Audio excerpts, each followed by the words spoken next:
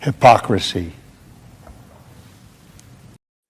Hey, what's up, guys? Welcome to Law-Splaining the Interwebs. I'm your host, Nick Ricado of Ricado Law, a small law firm in central Minnesota. Sorry, guys, I'm a little later than planned. Today I was supposed to be on time, but I was on with AV to the seventh power. That's the lead attorney's wonderful co-host. And I was on with her. We were talking Fannie Willis and Nathan Wade. And look, it went a little longer than I planned, but only because she is such a great host and so much fun to talk to. But here we are. I was planning on being actually off of that show at 10:15, and I got off that show at 10:57, I think. So sorry, it took me a couple minutes to get back. But here we are, guys. We are going to cover today. I'm not going to spend a shitload of time previewing anything. We're going to cover today the Supreme Court unanimously embarrassing the national media and the Colorado Supreme Court.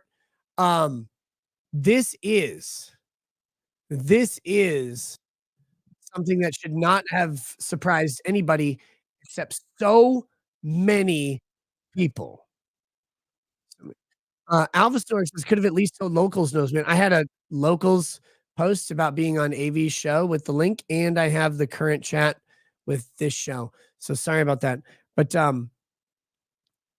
guys, this should not have been a surprise to anybody how the Supreme Court ruled on this. It was obviously going, or I shouldn't say it was obviously going to be unanimous because Sotomayor's retarded, but it should have been unanimous from the start.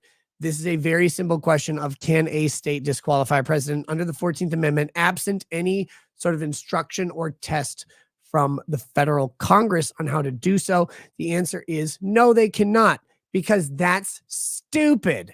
That's stupid. But a whole bunch of media outlets and legal experts, and they all happen to be extremely liberal, extremely useless legal experts that would be hired by NBC and stuff as contributing commentators.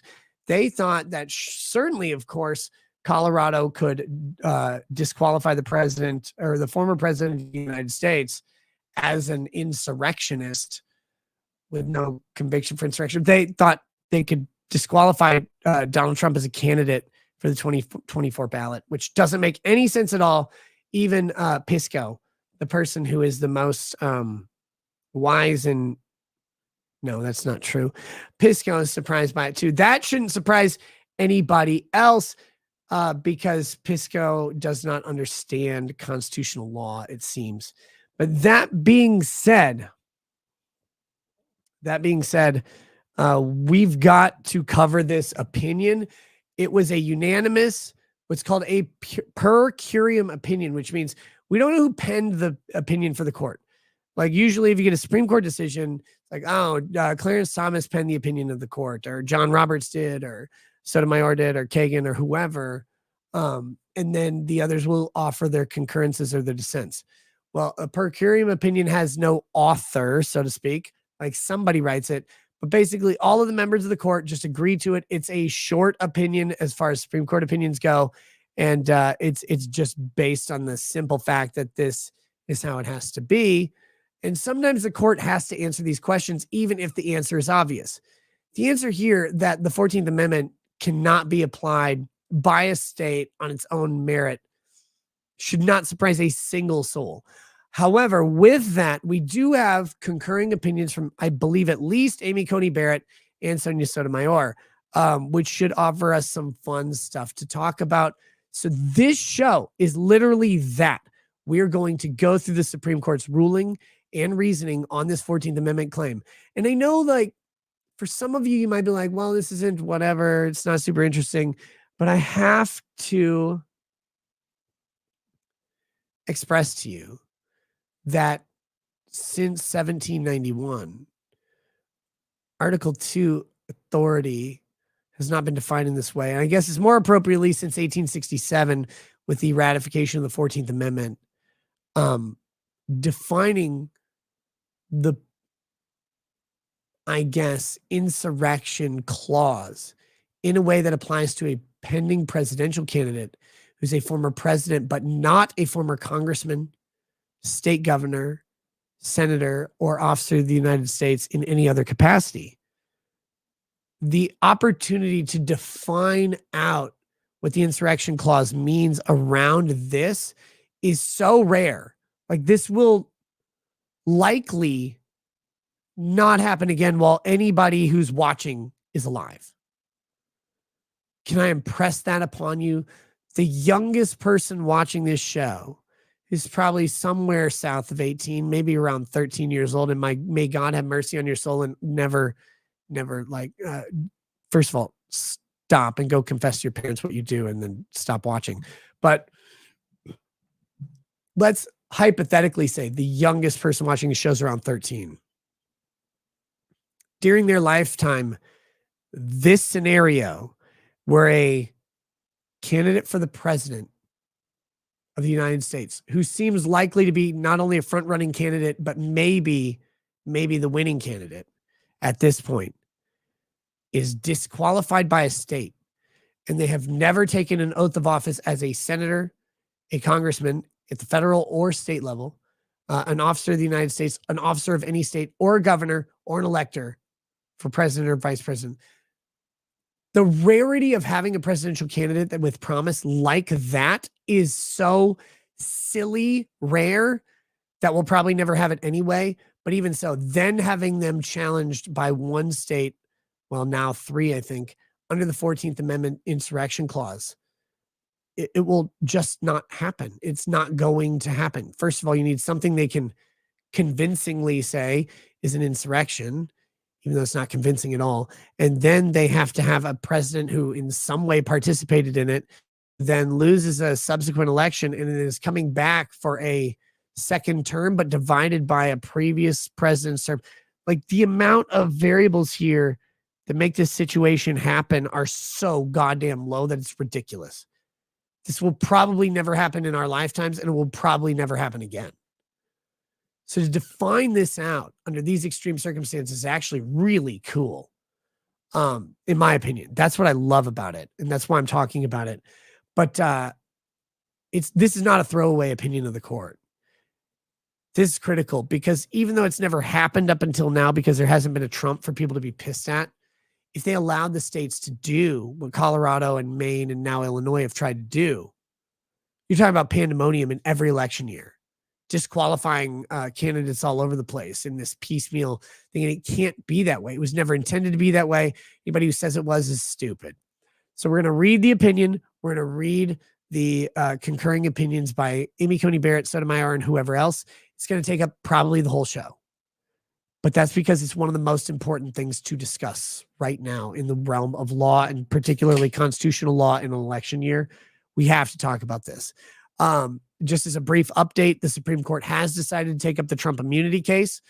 They're already trying to mitigate and kvetch on mass media, major media, legacy media, because the way the Supreme Court has defined the question that they're going to answer with Trump immunity, it presumes presidential acts as part of the question rather than the broadest potential immunity, which would be all criminal immunity. They're saying, to what extent, if any, does a president have immunity from official acts committed in the role of president as president of the United States?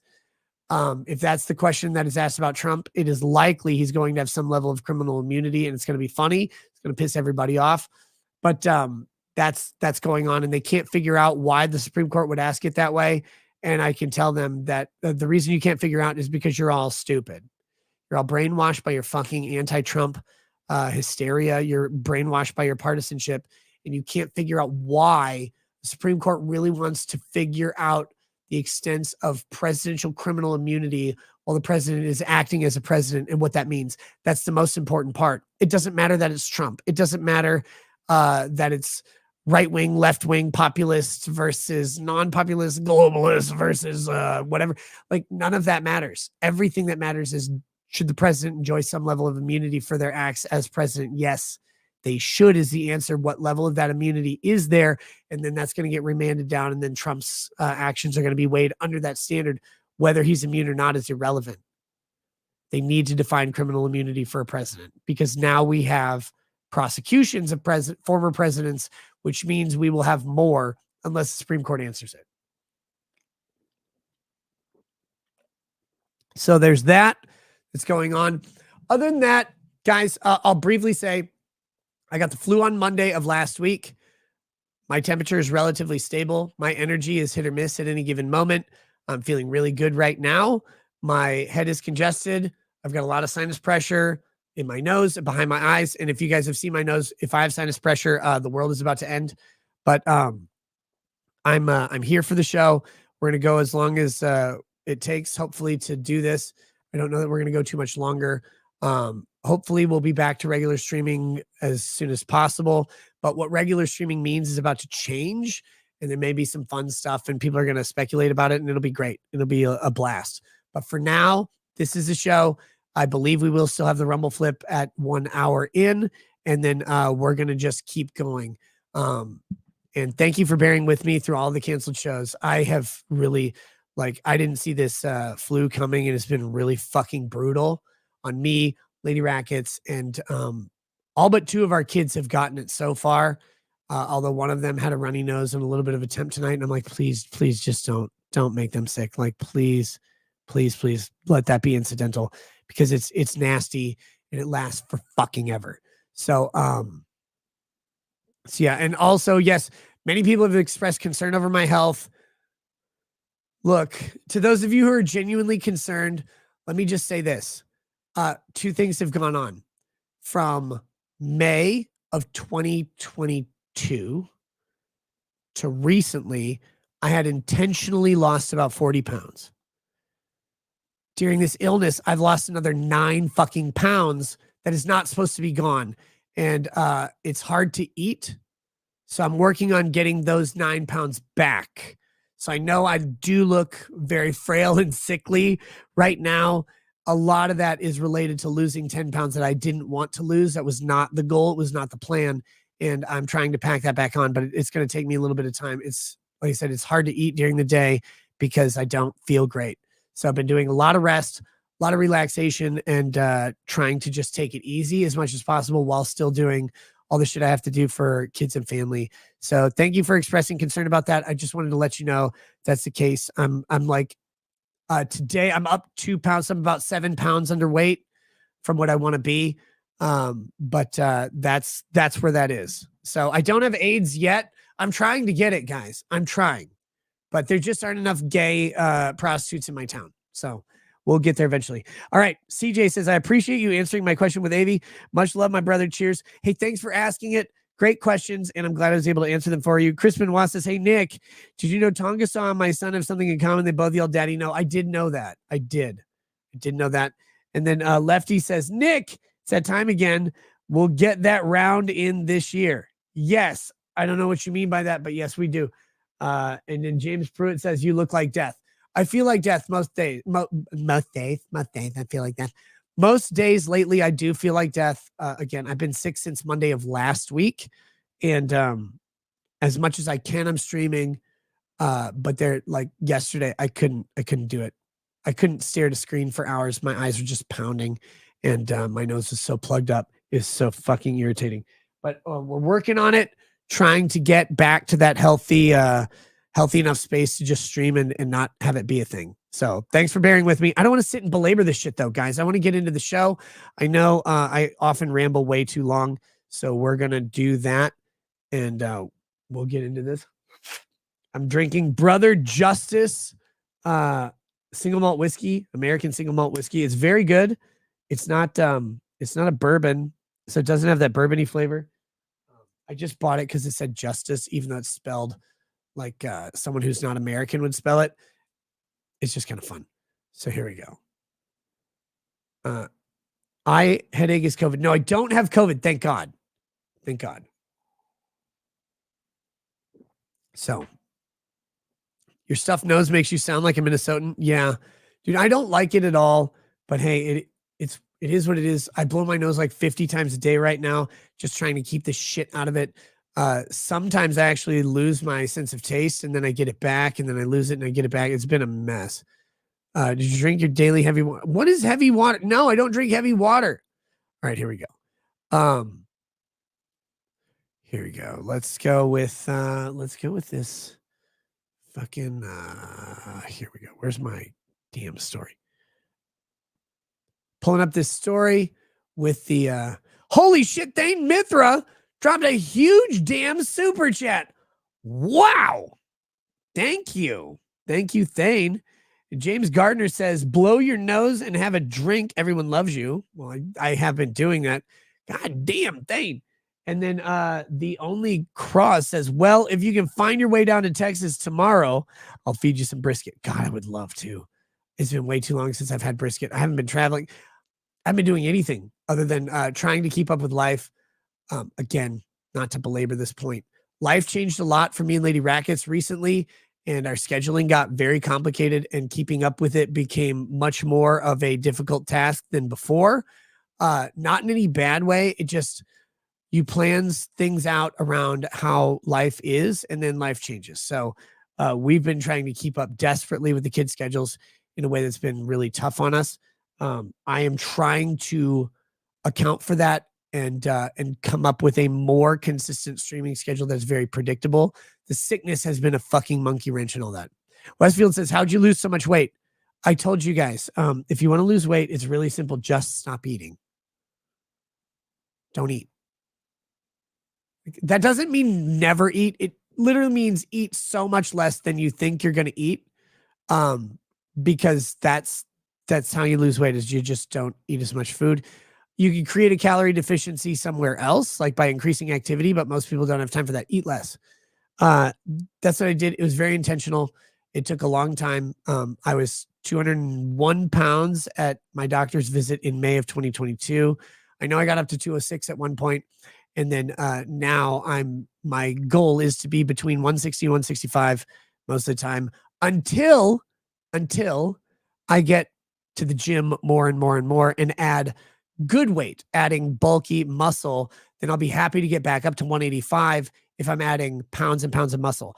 But until I'm actually in the gym on a 3 to 4 times a week basis, adding that good muscle, I don't want to have a bunch of fatty weight added on to me. So that's my current plan.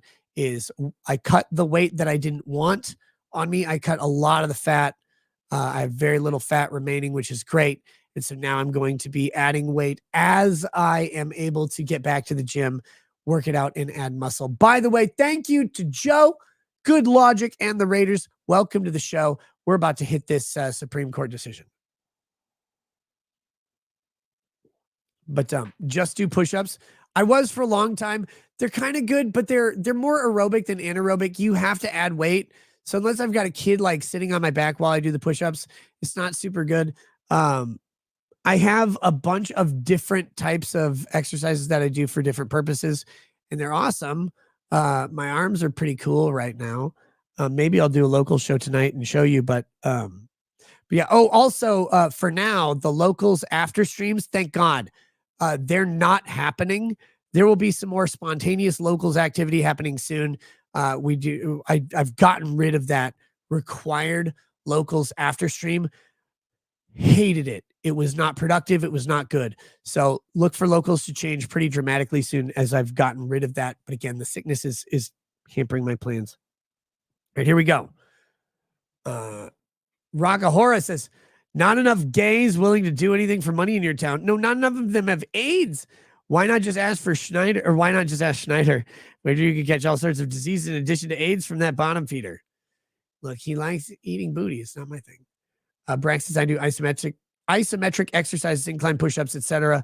While I just sit around on nights. I did that for a little while, and it works for a minute, but I really like, for me, it's better to go to the gym and actually lift some heavy shit. I don't get there often enough, but working on that. So here we go. Jirac says, so locals did not renew your contract. Nice cope. You can think whatever you want about whatever you want. It's I can tell you that everybody's theories about everything are always wrong, so I don't care. But I hated doing the after show. It was locals' idea to do that after show. It has never been productive. It has never done what they've wanted it to do. It has never been fun for me to speak for 3 to 4 hours a night and then let's do another show where I'm supposed to give more content. It's like, but what am I supposed to say after doing 3 to 4 hours of content? Doesn't work.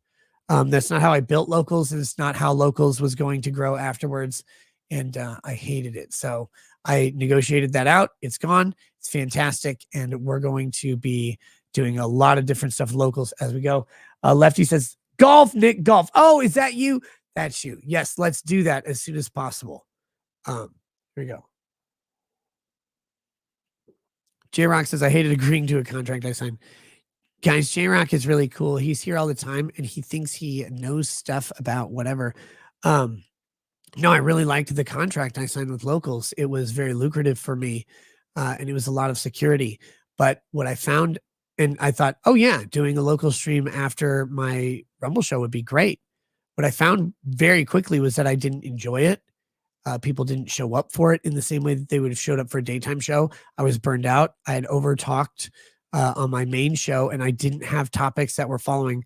The only shows that I liked doing were hot tub streams where I was relaxing, but I could just do hot tub streams impromptu on locals and not forced to do them. I would much rather utilize locals in a completely different way than what they had asked me to do.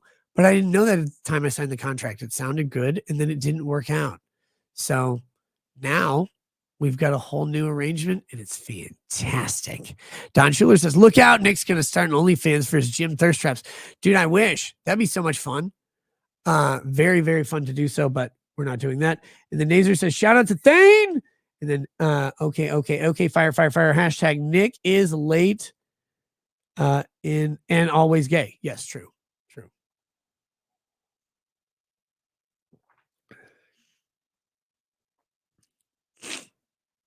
J-Rock says, Nick, we've never found the wonderful content creators you introduced me to. Would you stop whatever this is and be our Nick? J-Rock, have you considered the possibility? That there's a reason I haven't been our Nick lately, and that I've been desperately trying to rework and retool some of the things that sounded good and didn't work out the way I wanted them to for a while. And maybe just give me a few minutes. And let's roll with it, brother. Let's roll with it. But I promise you don't know what's going on behind the scenes. I promise you that you don't know what's going on in front of the scenes unless I tell you specifically. And I like it that way. But hey, man, it's not a secret. Like, you can see it on my face for several times over the past year plus, that there are times where I just was really like not enjoying what I was doing, and doing it because, one, I had to, and two, because there's a bunch of people who wanted to see me. Whether I was enjoying it or not is irrelevant. Like, that, as a content creator, sometimes you just have to do the thing. You have to do the work. But I'm trying to get it where I'm enjoying what I do as much as possible, because when I'm happy, it makes a better show. That's the main shit right there, is when I'm happy and into it, I'm making a better show. And that's what I've been working on for a while. And we've got some movement on that front. So hang out with me. Let's see where it goes. DSP Gaming says, Nick, now you need to start your own coffee company. No, fucking never. And then publish your own comic book to grift. I wanted to do a comic book. I really did, for a long time.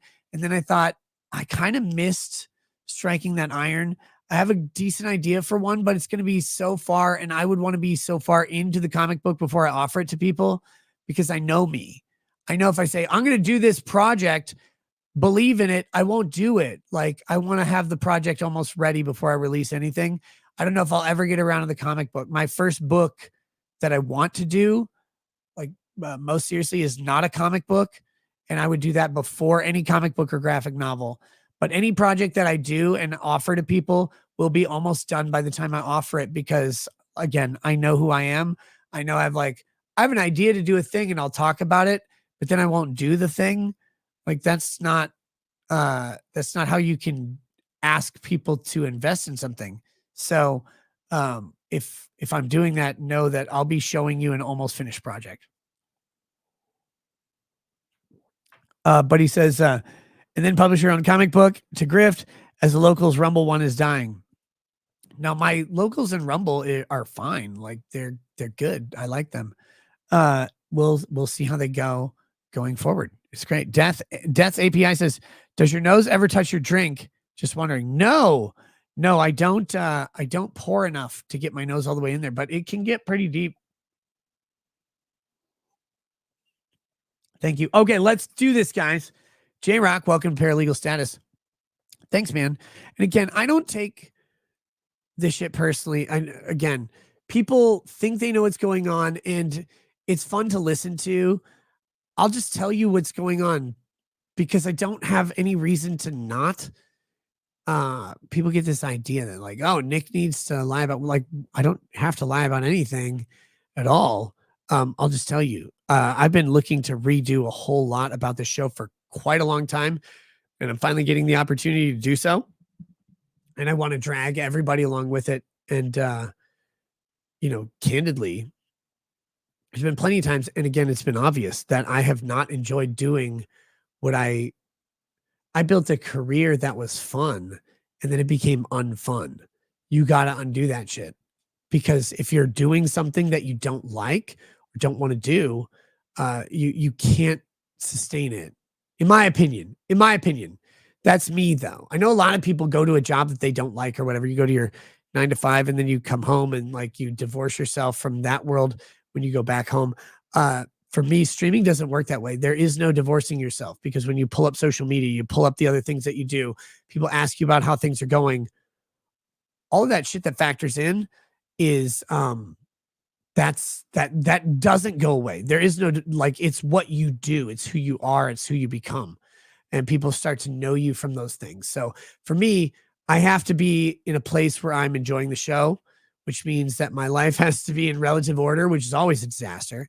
My focus has to be on work, which means that I have to eliminate other stressors or other obstacles that come up.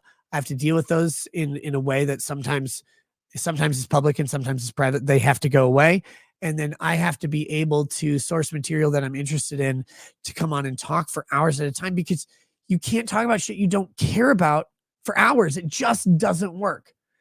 But I actually really do care about this. And by the way, J-Rock, thank you for gifting 5 memberships. Really appreciate it. Let's fucking go. Let's fucking. Crow Minion says, order with 5 kids. And it's impossible. Kazuhira Miller says, work in question. Lumafau. Yeah, dude, it's a different type of work. I'm not saying it's harder than other jobs. It's different. It has different considerations, and you're usually not really ready for them. And then Dusty Moose Knuckle says, who cares about how you do your show? Just do your fucking show. Yes, that's the point.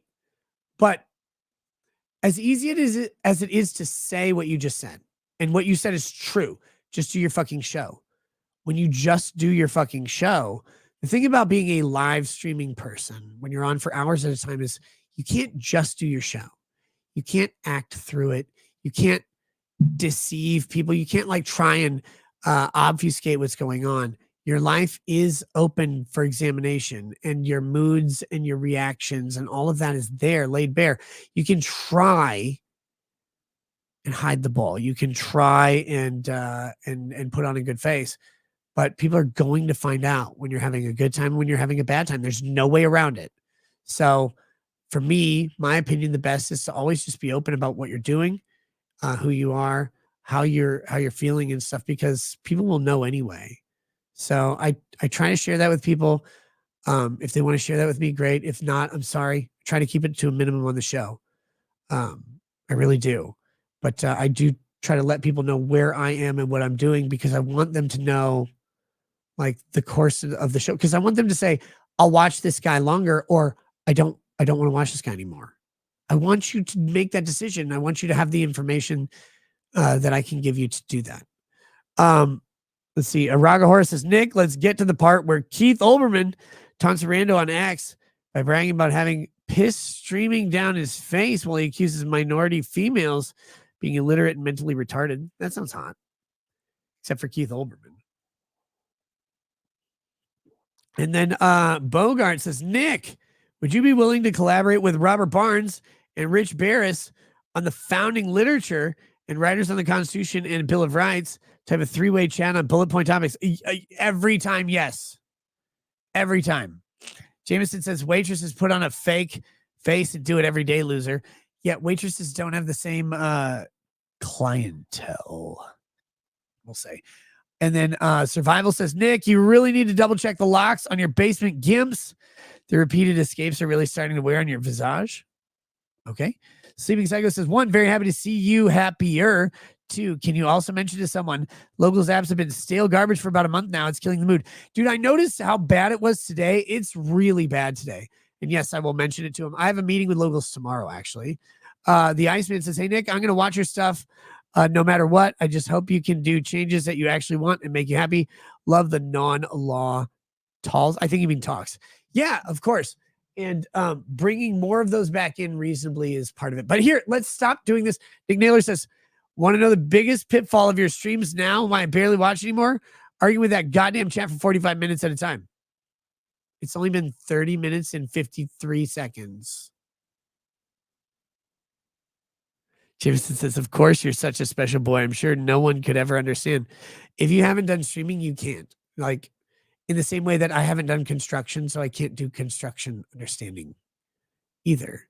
It's just a different set of pressures. I didn't say it was harder or better or whatever. But take your projections and do whatever you need with them, man. It's not I don't care. So here we go. So this is from Law and Crime, my favorite group of Dan Abrams affiliated websites. Sotomayor, Kagan, and Jackson go off on Barrett's quote message for Americans on Trump insurrection clause ruling while throwing in a nod to Bush v. Gore for good measure. This is the headline that they wrote. I want you to remember this headline. This is why I specifically picked this story from Law and Crime, because there's a bunch of stories about this. But this story is this headline is the dumbest thing ever. Thank you for Allura Nanos for having no fucking clue what you're talking about. I really appreciate that. Survival says, halfway through the meeting, asked him if you can carry on the next few minutes of conversation exclusively on Locals mobile app chat. Should get the point across. That's good. And then Deathwish says, gamer slur. Not enough of a gamer slur. Now notice, this is Amy Coney Barrett. She's wearing a skirt and she's got them gams sticking out and some calves hanging down. This person doesn't even have legs. I don't know. That's Sonia Sotomayor. This is the dumbest person on any Supreme Court ever. Sonia Sotomayor. She is ridiculously stupid. And Rita Castillo says, okay, Pinchy Nick. Hey, what's up, Rita? How you doing? USSJ4 Broly says, could you help a bro out, please? My friend seems to think that this immunity thing will allow Biden to basically command his SEALs to kill Trump. Get away with it. Can you explain how retarded this is? Very simple. If Joe Biden ordered a SEAL team to kill Donald Trump, first of all, the SEAL team would have to go, okay, that's a good idea. Let's go kill a former president. That's the first thing that has to happen. How many Navy SEALs do you guys know? If Donald Trump's like, Jimmy Carter's a threat to the United States, I need you to go murder him, murder Jimmy Carter. How many, does anybody think that SEAL Team 6 is going to literally just go to an old folks home and murder Jimmy Carter? No. No, people exist and they have agency, and I know they follow orders, but SEAL Navy SEALs aren't that dumb. I know they eat crayons or whatever. No, those are Marines. I know they eat fins or flippers. They're not dumb. They're not just going to go murder a political target for no reason. Well, the commander-in-chief said so. Would you do that? Are you that much of a sheep? Neither of these guys. Come on now. But second of all, if you think that they would, if you think, oh yeah, they're going to go murder a former president or whatever. Okay. Let's say they murder Trump. SEAL team does. Do you think the country's like, you know what? Okay. Biden's fine. No, impeachment or unelection or whatever comes next. There are natural consequences and stuff. People don't like the idea of murdering your political opponents. They just don't do that. And people are always like, yeah, no one has any agency. An order comes down, they're just going to go wantonly murder everybody. It's like, well, what if Biden ordered SEAL Team 6 to go and just first rape and then murder an elementary school? They tell SEAL Team 6, look, for national security purposes, you have to rape all the children, then you have to murder them. Does anybody think that they're actually going to do that? Well, it's an order. No, it's crazy. They're not going to go do that. There's still people. They're still thinking humans. oh, you know what? Well, that kid didn't have it coming, a short skirt. No, that's not how people operate. No one lives like this. So when you get to these weird extremes, like they're useful thought exercises, but they're not useful in the terms of how things actually go with real people when they're asked to do unreasonable things. And if you ask SEAL Team 6 to go murder a political opponent in the United States who's a front running candidate for the other party, they're going to go, wait, why though? Like, what is the basis of this order? How is this happening?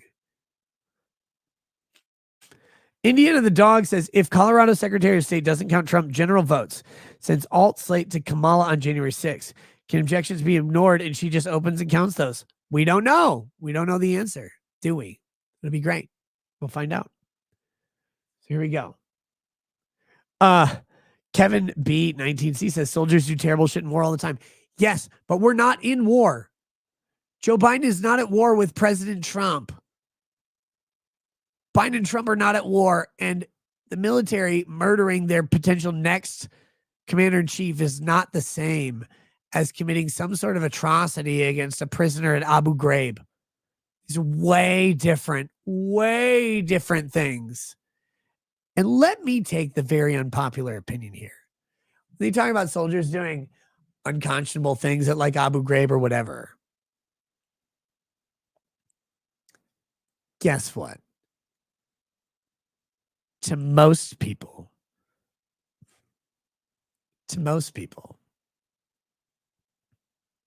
the shit that they did at Abu Ghraib wasn't shocking. You'll find that the stuff that they keep trying to convince us is shocking is progressively less and less shocking. They need it to be more shocking than it is. I mean, I'm not saying you would do it or I would do it. I'm just saying, like, when you hear about it, you're like, Wait, so they pissed on a Quran? Okay. Oh, they made them sit around naked and played Britney Spears songs at them and then made them drink apple juice. I don't give a shit. Like, you hear, like, they're like, let's tell you about the horrors of Abu Ghraib. Like, what, did they grab a hangnail and peel it back all the way to their dick? Because that'd be fucking bad. Oh, they didn't do that? I'm not that worried about it. Oh, they shove a glass rod in their urethra, pull their dick out on a table and smash it with a hammer so the glass shards break inside. Oh, they didn't do that? Oh, they said Muhammad is a false prophet. Oh my God, what are we going to do? Like, the amount of things that we're supposed to be shocked and appalled by is built by the sensibilities and sensitivities of people who have no stake in any game at all. But when you think about like real torture, real psychological and physical torture, and you hear about the stuff that happens, you're like, that's it? Oh, that's all they went through? I mean, they didn't take pliers and pull their thumbnails out? Oh, okay. They didn't tie their arm down to a table and smash their elbows and knees with sledgehammers? Oh, that's fine. Like, I don't really care what happened to them. There's so much worse that could be done. And the things that we're told that we're supposed to be appalled by aren't that big of a deal. It's crazy. It's like, oh, they disrespected their religion. Like, okay, fucking Disney disrespects my religion every day. So anyway, look, the idea that a SEAL team is going to just go murder a current presidential candidate in the United States because he facilitated an insurrection, like, they're not just going to do that. That's not a thing. It's not a real thing. Here we go. Back to this question. The Supreme Court may have unanimously ruled in favor of Donald Trump Monday. We have, can we get, here's the opinion. Okay, cool. But the court's liberal wing refused to align itself with the remainder of the justices, no matter how much one Trump appointee insisted that everyone was getting along. No, they all did. They actually all aligned with the remainder of the justices. All 9 justices agreed to this per curiam opinion. All of them. So this is so fucking stupid. And this is the quality you get from Dan Abrams and Law and Crime. It says the Supreme Court may have unanimously ruled in favor of Donald Trump, but the court's liberal wing refused to align itself with the remainder of the justice. No, like, they literally did align. It's a 9-0 opinion. The court issued a per curiam decision ruling that Colorado is not authorized to disqualify Trump from running for president in the state. In the unsigned 12-page ruling, it said that all 9 members of the court agree with that result. Of course they do. It's the only result that makes sense. It's the only one. Trump-appointed Justice Amy Coney Barrett penned a 2-paragraph concurrence to the ruling in favor of the former president. In it, Barrett said she agreed that states have no power to enforce Section 3 against presidential candidates, but said the court should have stopped there. Okay, cool. Thanks, Amy. Colorado's case did not require the justices to answer, quote, the complicated question whether federal legislation is the exclusive vehicle through which Section 3 can be enforced, said Barrett, chastising the majority for going beyond what was needed to resolve the dispute before it. Despite her disagreement with the court's handling of the case, Barrett had a relatively sunny take on the takeaway. But again, the court will answer the questions it wants to answer. It will always answer the questions it wants to answer. It has to. Because it's the Supreme Court. If it doesn't have the question before it, like, but I want to answer this question, they'll just make the question. They'll just add it to the case. They've always done this since Marbury versus Madison, which when you realize what Marbury versus Madison was versus what the question was asked, you'd realize that the court's been doing this forever. Let's see. Pony Up says, how many steps away is that from Whoopi saying Biden should just arrest all Republicans with his immunity? Some of them are that dumb. Oh, they are that dumb, but the fact that there are people out there who would support a stupid act does not mean that that act is going to occur. We're a long way away from this politically motivated arrest thing in this manner. Now, again, Trump is considered a quote unquote insurrectionist. Could they go back to January 6th and do it all over again? They'd probably arrest him today.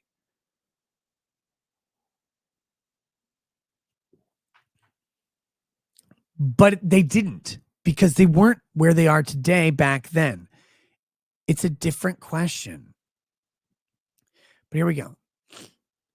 Colorado's case did not require the justice to answer the complicated question whether federal legislation is the exclusive vehicle through which Section 3 can be enforced. Of course it is. Section 5 exists, said Barrett, chastising the majority for going beyond what was needed to resolve the dispute before it. Despite her disagreement with the court's handling of the case, Barrett had a relatively sunny take on the takeaway. Quote, the court has settled a politically charged issue in the volatile season of a presidential election. This is actually really important. The court is not supposed to be political. They're not supposed to be political. However, this question is overtly political during the most political season that we have, a presidential election. And they answered it rather apolitically, without a party split, without anything else, because it's the right answer. It was always the right. It's the most obvious fucking answer on the planet. Mac 1968 sent a super chat, but no money. Thank you for that. Oh shit. Allergan News says, why we review Law and Cuck article. This is important to understand where people are. Remember, Law and Crime here is ostensibly a legal reporting news site, and they cannot get around why the Supreme Court would act in the way that's very fucking obvious. Books and Browncoat says, Whoopi actually said this week that Biden could just arrest every Republican if Trump has immunity. Yes. Yes. Yes. We got to this. I got to this with Destiny. Yes. Yes. Yes. Yes. Okay, guys, you have to do this. You have to understand this. Yes. If Trump has immunity for official acts as president, Biden can just arrest whoever he wants. Every Republican. Yes. Yes. He can do that. He already can, though. This is the thing. The immunity existing or not existing from the Supreme Court does not impact a president making a stupid decision on an arrest. He could do that already.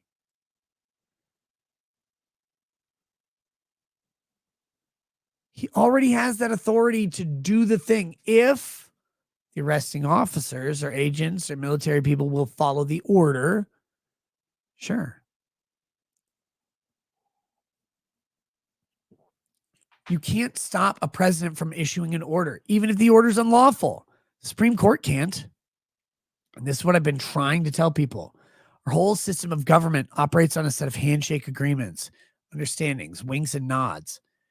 You have this power, I have this power, I'm not going to mess with it, you're not going to mess with it, blah, blah, blah, blah, blah. All of that is not in, there's no enforcement mechanism. There's no president jailer. There's no Supreme Court motivator. There's no congressional arrester.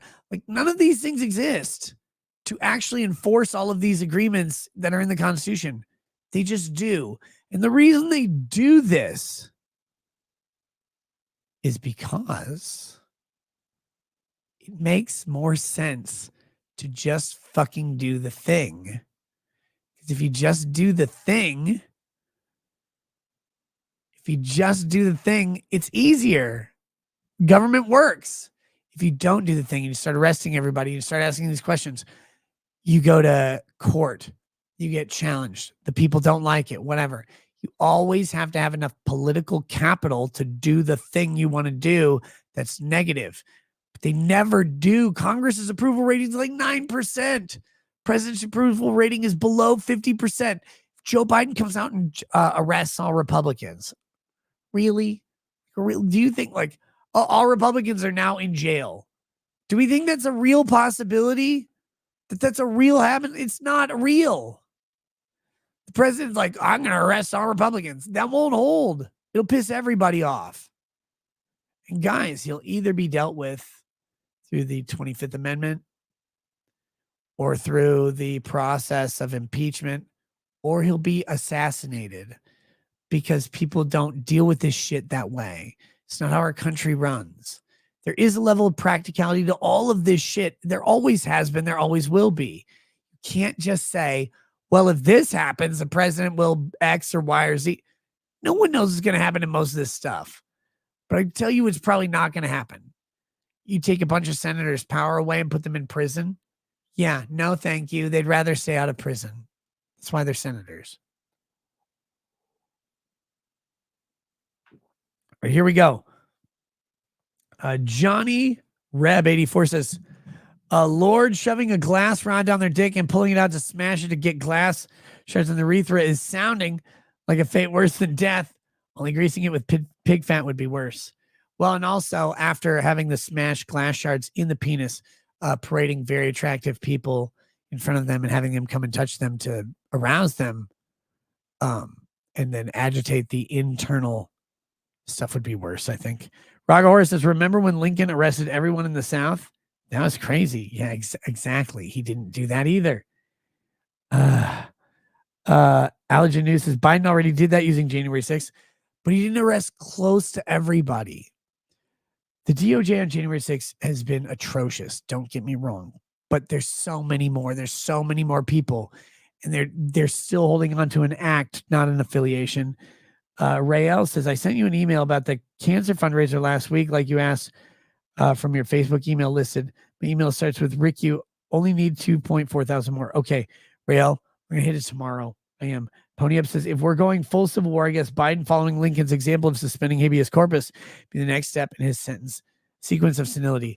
Yes, Lincoln suspending habeas corpus was a very, very crazy and big thing that he did, because the time you can suspend habeas corpus is during non-peace, specifically an invasion or insurrection. Fire PA says, people act like the Praetorian Guard will go assassinate and implement a new Caesar. Founders considered this. The mechanisms to restore government exist. 1, impeachment. 2, constitutional amendment via Congress or a constitutional convention. And 3, literal fucking revolt by the populace. Remember that if you believe as a president that you can do all this, suspend habeas corpus, that you can implement martial law, that you can bring in a military government and exclude people, you might be able to do that. You might pull it off, but everybody involved has to agree. And if anybody doesn't agree, your shit ends up at the bottom of the ocean. You end up dead, whatever it is. And your plan doesn't work. You have to have the political will and capital of the people to do so. I don't think any president recently has had sufficient political will to pull off any of that. The margins are so fucking close, 51% of the country. So I don't think so, but that's me.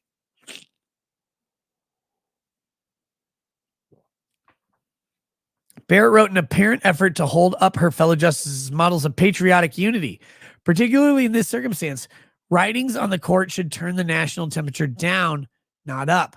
Barrett continued, framing the case's outcome in a message of harmony for all. Quote, for present purposes, our differences are far less important than our unanimity, she said.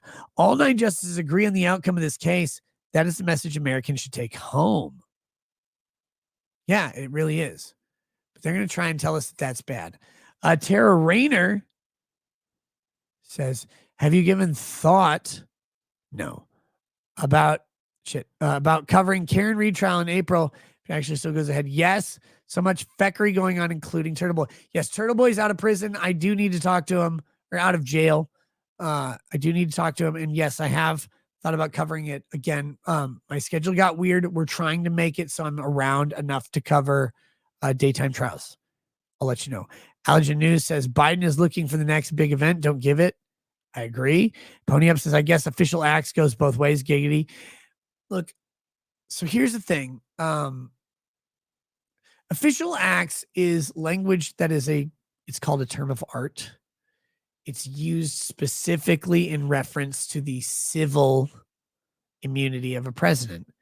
Official acts of as president, even in the outer the outer perimeter of what an official act as president is, that is sufficient, because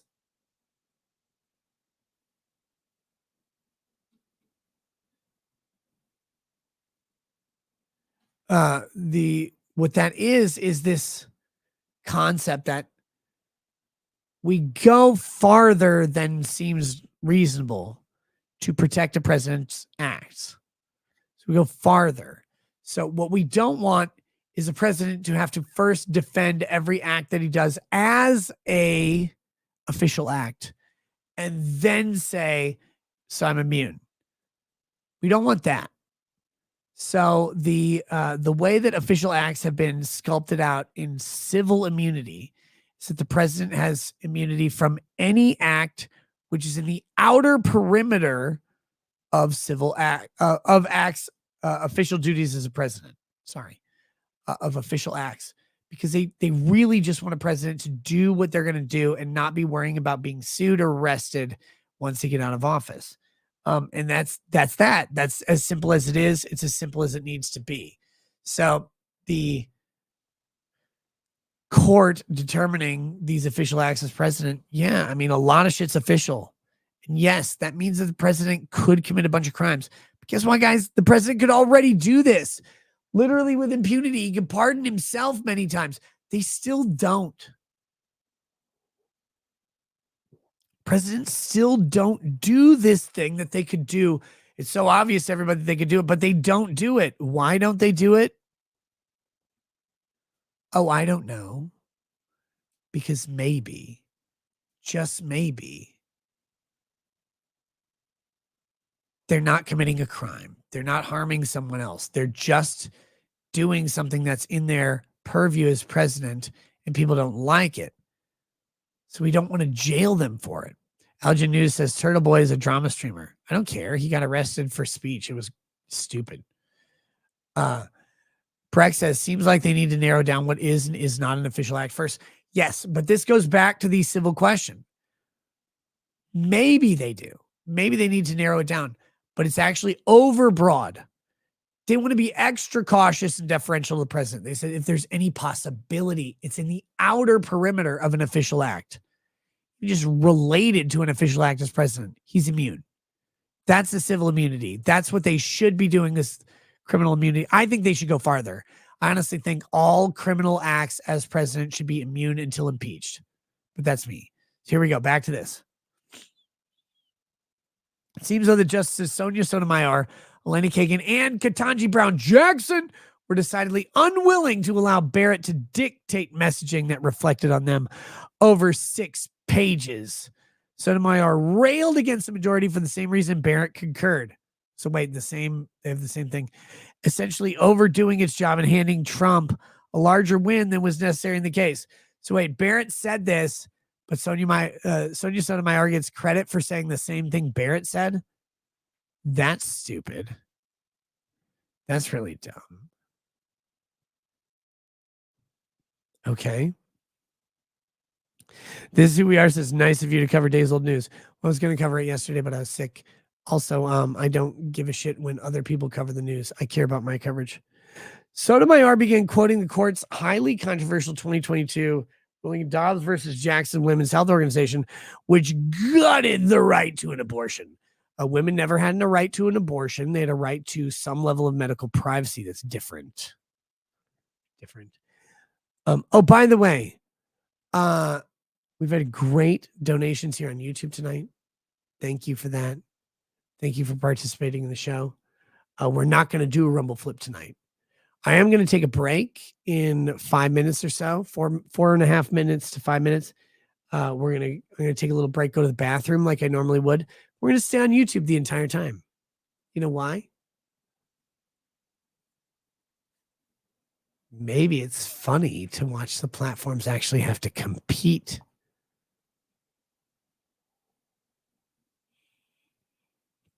Alan Janu says criminal immunity should be larger than civil. I agree. Kyron L says, doesn't Nick say he purposely doesn't cover some stories because other law tubers are already covering them? It's not that I purposely don't cover them. It's that if other law tubers are covering certain stories and they're really good at it, and I'm not particularly interested in that story, I'll just say, go do that. Like, I'm not going to chase down a story that I'm not interested in. This one, I love this story. I love this fucking, I love this idea. I love this concept of taking away Roe versus Wade for sure, because Roe versus Wade was poorly decided. But really, it's about presidential power, not immunity in this case. This is about Trump being able to be disqualified by Colorado or not. And of course they can't. Dark Lotus says, MG Law is trying to raid you, FYI. I know I need to go figure out how to add him to the raidable list. I can't yet. Sorry. What's up? MG Law is cool. Cool dude. Okay, back to this. Jacob Castro says trolling rackets is a pastime. Yes. Here we go.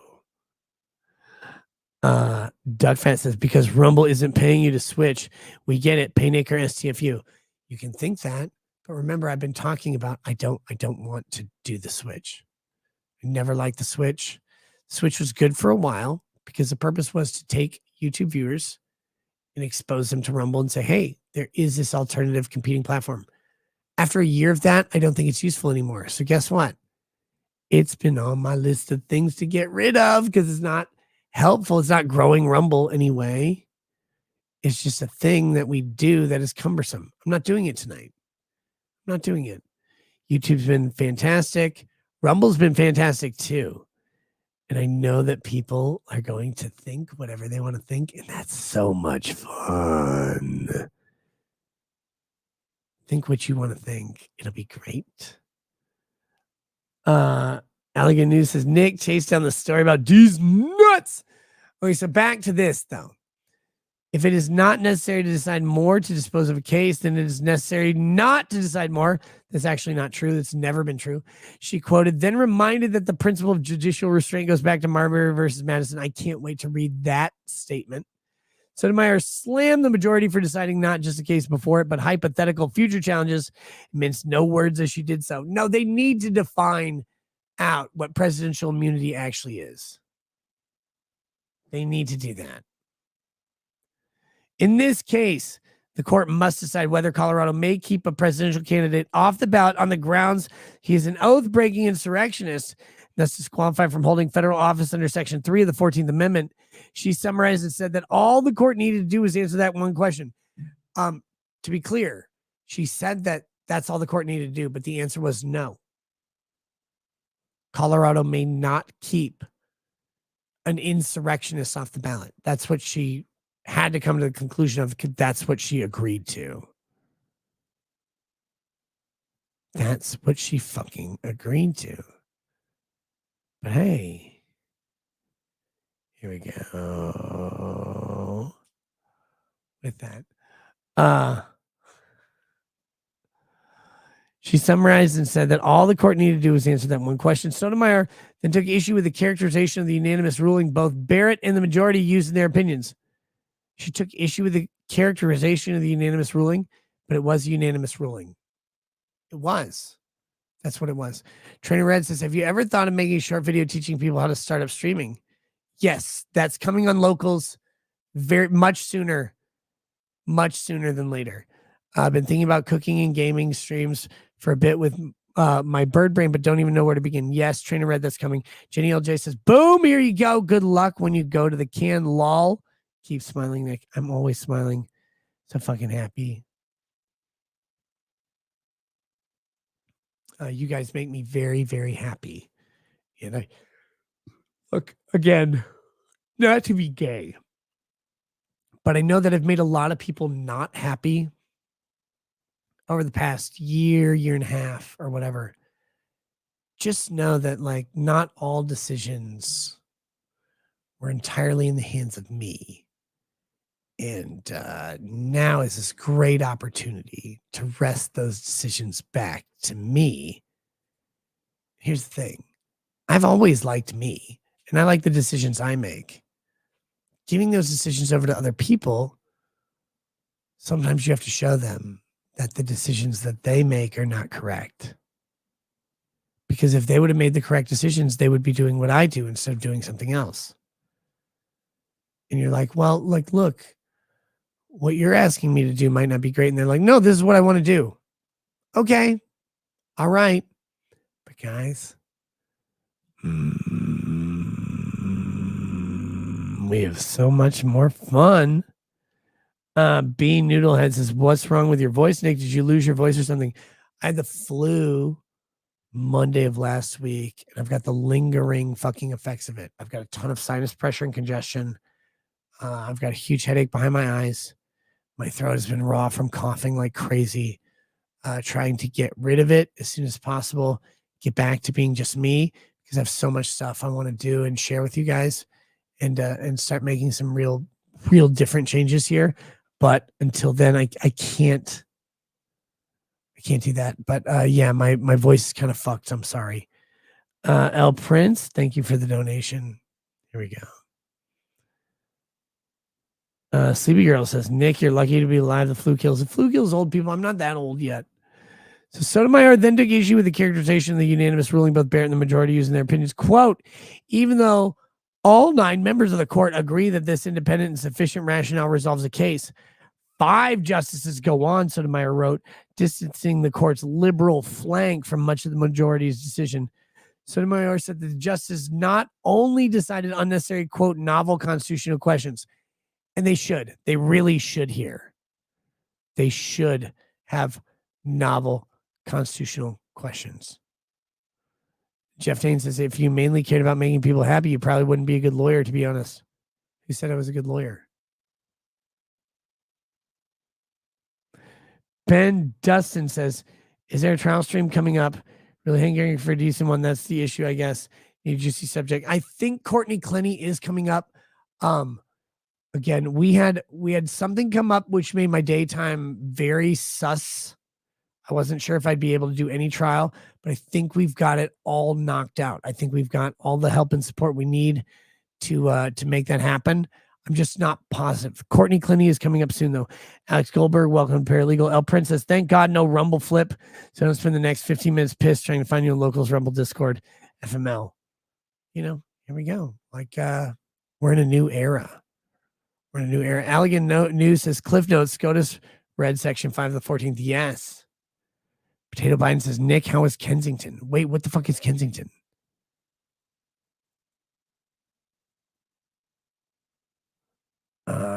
What do you mean by Kensington? Missouri Battleflag says, I think everyone thought the flip sucked. I hated it. I hate the fucking flip. I hate it. That's what I was talking about. One of the things I want to do one of the things I wanted to do as my contract renewal came up was negotiate a separate plan. The separate plan is either no flip to Rumble, but just parallel streaming to Rumble, because people want to watch on Rumble. That's great. Awesome. I do love Rumble. I love working with them. I just don't like the fucking flip. Or only streaming exclusively on Rumble. We could do that too. That'd be great. Exclusive Rumble streaming. And then YouTube becomes a different type of channel. But look, I don't like the flip. I don't like this artificial thing in the middle of the fucking show. It's like, oh, by the way, let's move on. I don't like that. It was good for a couple months. It's not good anymore. It lost its shit. So, Kensington Avenue. Kensington, Pennsylvania. Never been there. It's part of Philly. It's where C. Goody hang out shooting dope. Cool. I haven't been there though. Kensington. I don't know anything about Kensington other than that. Fire PS is Kingston, Jamaica. I've never been to Kingston. Kensington is Philly? I don't think I went to Philly. Oh, no, I went to Philly. I don't think I went to Kensington. Kensington is Philly's hell. That sounds great.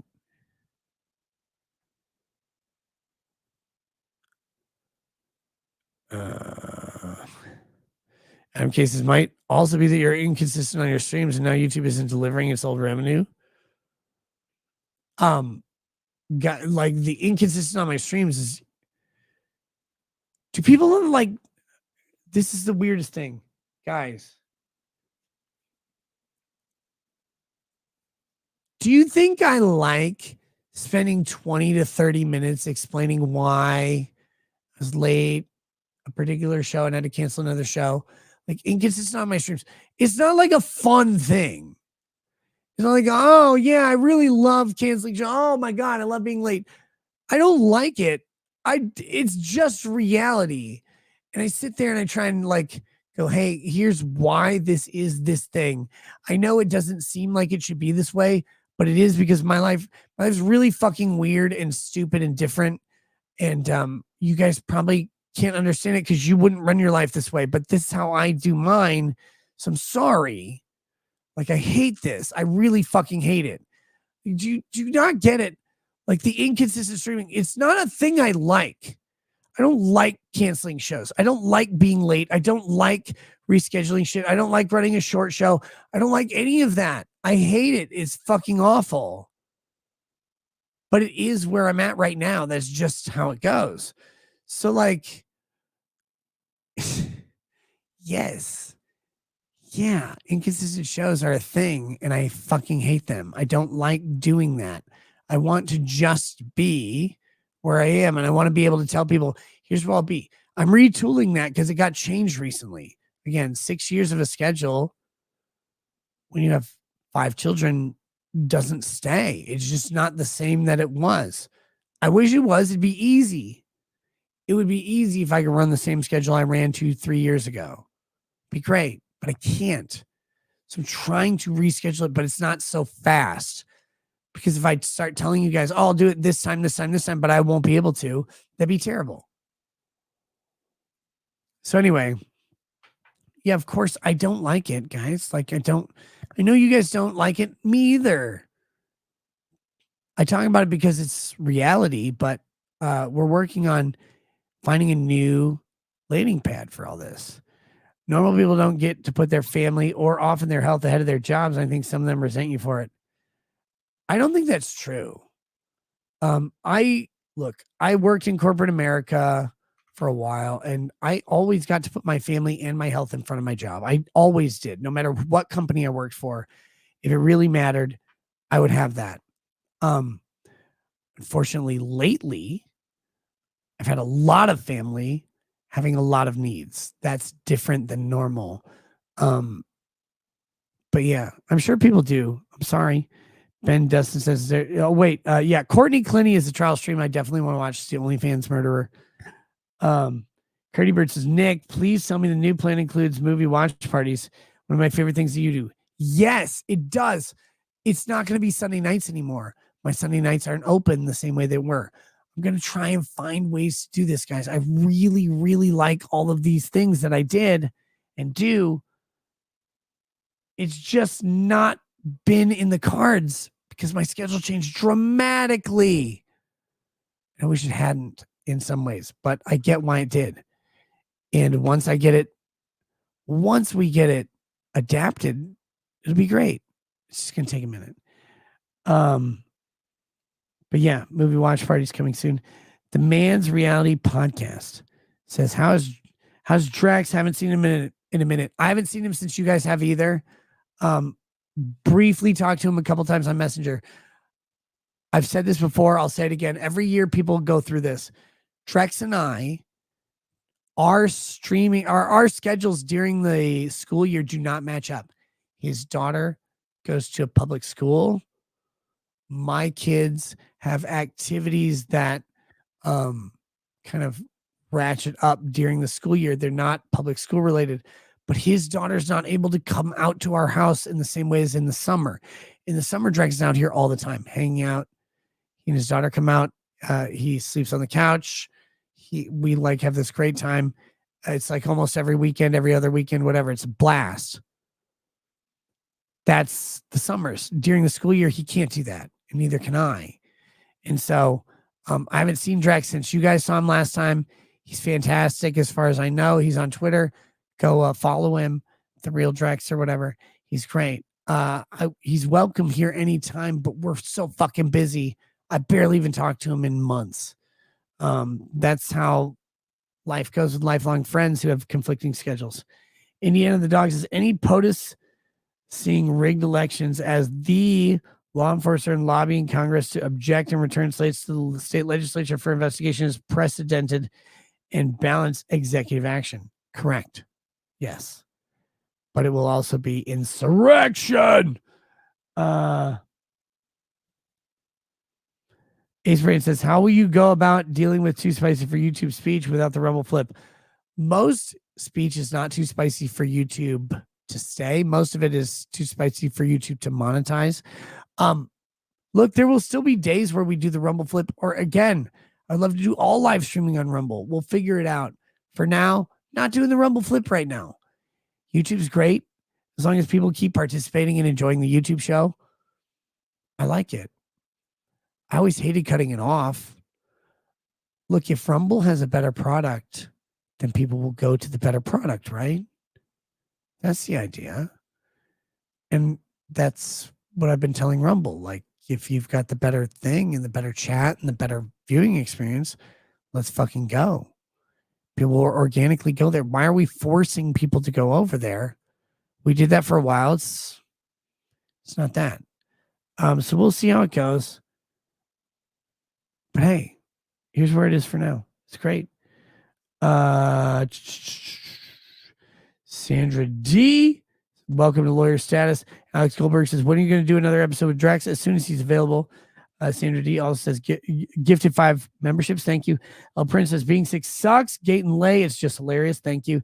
John Jelaine says, don't feed the family cereal for dinner. Buy food. Why would you feed the family cereal for dinner? Okay. My kids don't eat cereal for dinner usually, unless they're having breakfast for dinner as a special day, but it's very rare. Shut Up Back and Cook says, Nick, rest. You make us enjoy the law. The whining men need a prostate exam and day-old grits. Welcome to Paralegal Status. Guys, I'm going to go to the bathroom. I'll be back in a minute. We're going to get back into this fucking thing.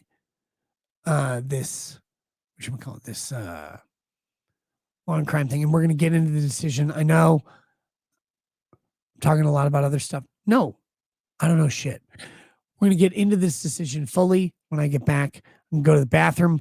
Going to check on again. I've been sick. Lady Rackets has been sick. 3 of our 5 kids have been sick, and one of them reported to me today that they have a runny nose and a fever.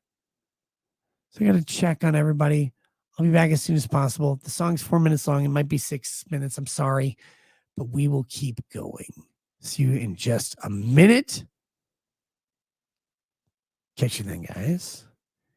But yeah, we're staying on YouTube and Rumble because I will say hard R's on YouTube if you ask me to, like Celine Dion.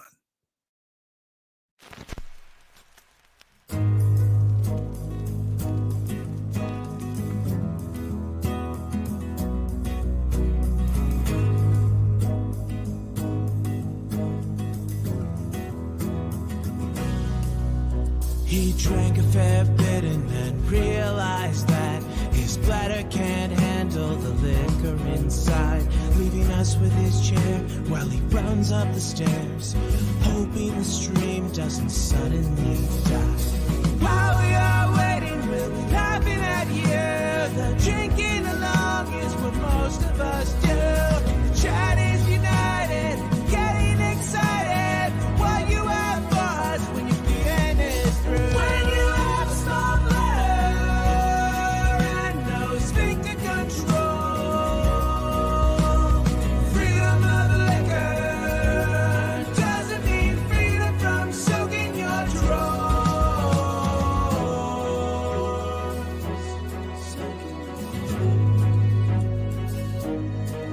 Now you're washing your hands and you realize that you've forgotten to scrub both the front and the back. Then you'll grab a quick bite, kiss your lady goodnight, and remember to thank her for all of the snacks. Whoa, water will cure your hangover. Oh, so drink some when the stream is over. When you have small bladder and no sphincter control, freedom of liquor doesn't mean freedom from soaking your drawers. Soaking your drawers.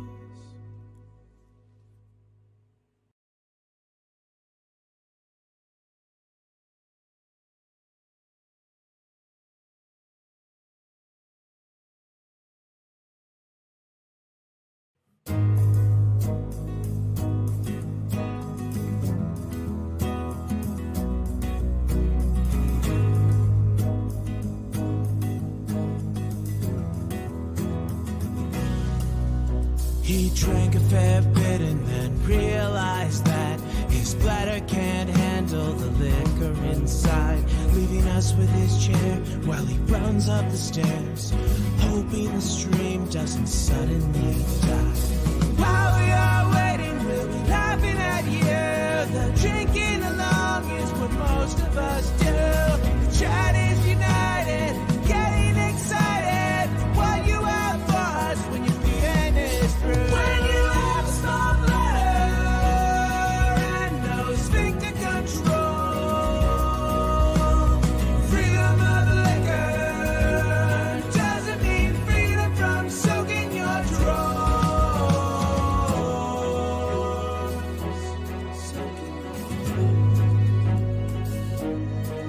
Now you're washing your hands and you realize that you've forgotten to scrub both the front and the back. Then you'll grab a quick bite, kiss your lady goodnight, and remember to thank her for all of the snacks. Whoa, water will cure your hangover. Oh, so drink some when the stream is over. When you have small bladder and no sphincter control, freedom of liquor doesn't mean freedom from soaking your drawers.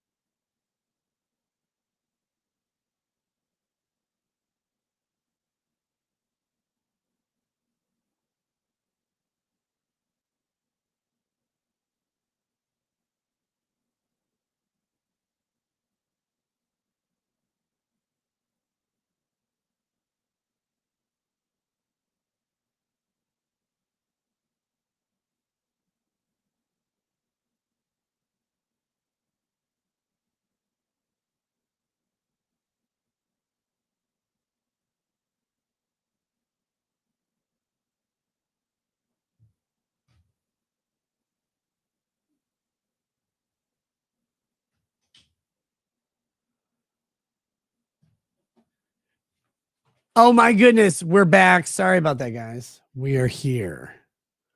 We are here. Let's get back to this show. Oh my goodness. Made some people frustrated. Sorry about that to those who've left.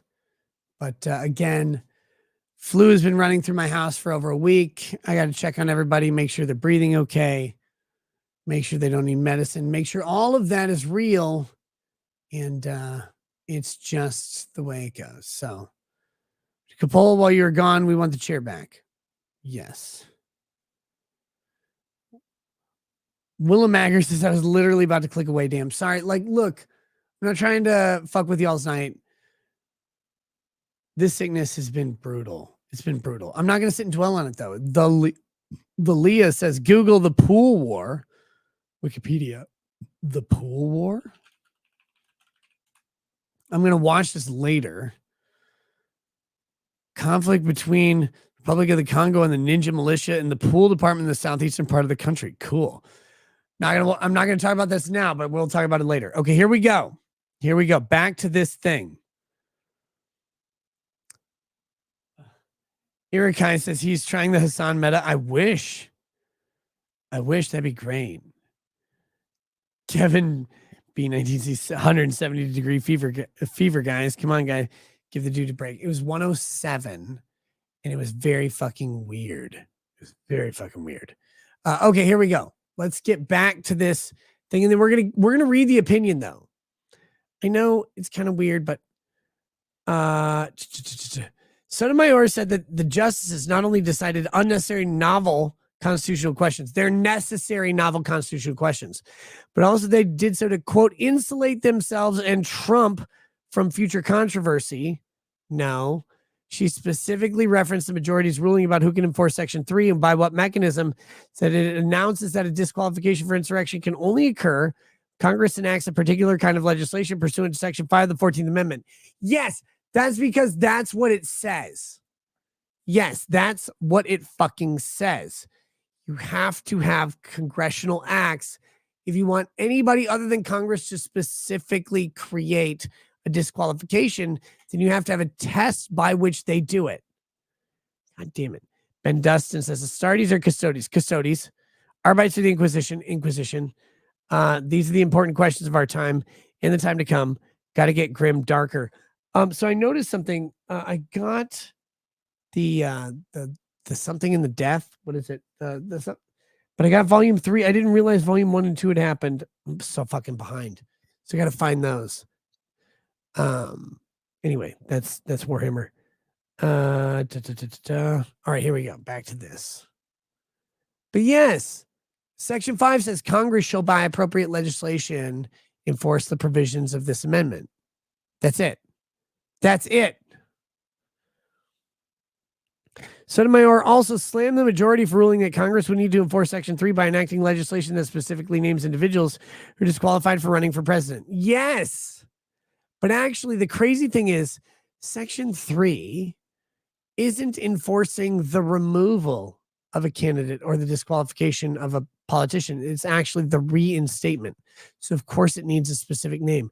Section 3 is about bringing back a candidate or a politician. As Sotomayor detailed the list of things the majority should not have opined upon, she referred each time to the unnamed subject of disqualification, in this case, Trump, as an oath-breaking insurrectionist. Concurrence provided a reminder about the origins of the 14th Amendment. Rob Price says, hey, Nick, had my C6, C7 discectomy and fusion surgery. So far, other than pain, things are much better. Probably the most painful surgery I've ever had and doesn't compare to any injury I've ever had. My grandmother had all of her vertebrae fused except for one. Dude, she was always in pain. I hope that you have a better recovery than she did. And W. Sobchak has message retracted. Sorry, I didn't see what the message was, but I hope it was funny. It was worth retracting, and I hope it was very racist. Okay, quote, the Reconstruction Amendments were specifically designed as expansion of federal power and intrusion on state sovereignty. Yes, that's why Colorado can't do this. That's why this makes sense. It said, given the context, it said it would defy logic to interpret it as giving states more and the federal government less power. Yes, that was the whole point of this thing. Fucking idiot. Furthermore, Sotomayor said every other part of the 14th Amendment is self-executing. That's not true. Does not require any act of Congress. That's not true. Insisting that congressional action would be necessary to keep Trump off Colorado's ballot is inconsistent and unsupported by the rest of the amendment. She wrote, that's actually stupid because she literally said that congressional action would be necessary, keeping Trump off of Colorado's ballot. So saying it would be inconsistent and unsupported by the rest of the amendment isn't true. She agreed with Ben Dustin, says, the end of the death is brutally brilliant and very grimdark. Dude, and I only have volume 3, I just realized. Ultimately, Sotomayor says the majority opinion oversteps its mandate. Sotomayor is the dumbest fucking justice that exists. You have to understand. We're going to find out really soon. Quote, what it does today, the court should have left undone. The final section of the opinion begins, quoting directly from Justice Stephen Breyer's dissent in 2000 case of Bush v. Gore, which ultimately led to Bush taking office. Quote, the court today needed to resolve only a single question, whether an individual state may keep a presidential candidate found to have engaged in insurrection off its ballot. But this is something they're latching onto. Trump has never been found to have engaged in insurrection, except in Colorado, and not by a reasonable standard for a criminal act. The majority resolves much more than the case before us. It needed to. In a sensitive case, crying out for judicial restraint, it abandons that course. But it didn't cry for judicial restraint. Again, I told you how unique this is and how rare it is. This is not a judicial restraint. This is let's define presidential, or let's define the 14th Amendment here as it pertains to a presidential candidate. Sotomayor ended with a statement about the significance of Section 3 within the particular context of the post-Civil War amendments, characterized their concurrence not as a nuanced difference of approach, but as a protest. Quote, Section 3 serves an important, though rarely needed role in our democracy. American people have the power to vote for and elect candidates for national office. That's a great and glorious thing. The men who drafted and ratified the 14th Amendment, however, had witnessed an insurrection and rebellion to defend slavery. They wanted to ensure that those who had participated in that insurrection and in possible future insurrections, actually, she can't say this. She's making this up. Could not return to prominent roles. Actually, they didn't have anything to do with the presidency, but okay. Today, the majority goes beyond the necessities of this case to limit how Section 3 can bar an oath-breaking insurrectionist from becoming president. Although we agree that Colorado cannot enforce Section 3, we protest the majority's effort to use this case to define the limits of federal enforcement on that provision. Great. Cool. Let's go to the ruling. It's 20 pages. I'm sorry that it's going to take a little bit of time.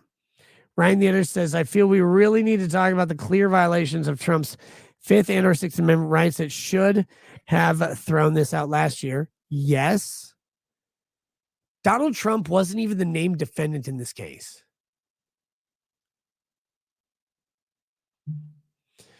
Stolen Screen Name says Sotomayor is simultaneously agreeing that the ruling was correct and throwing a temper tantrum that is incorrect. Yes, she's the dumbest person in any room she walks into.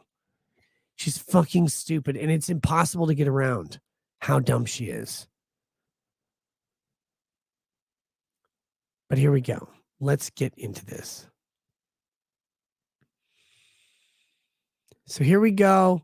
Per curiam.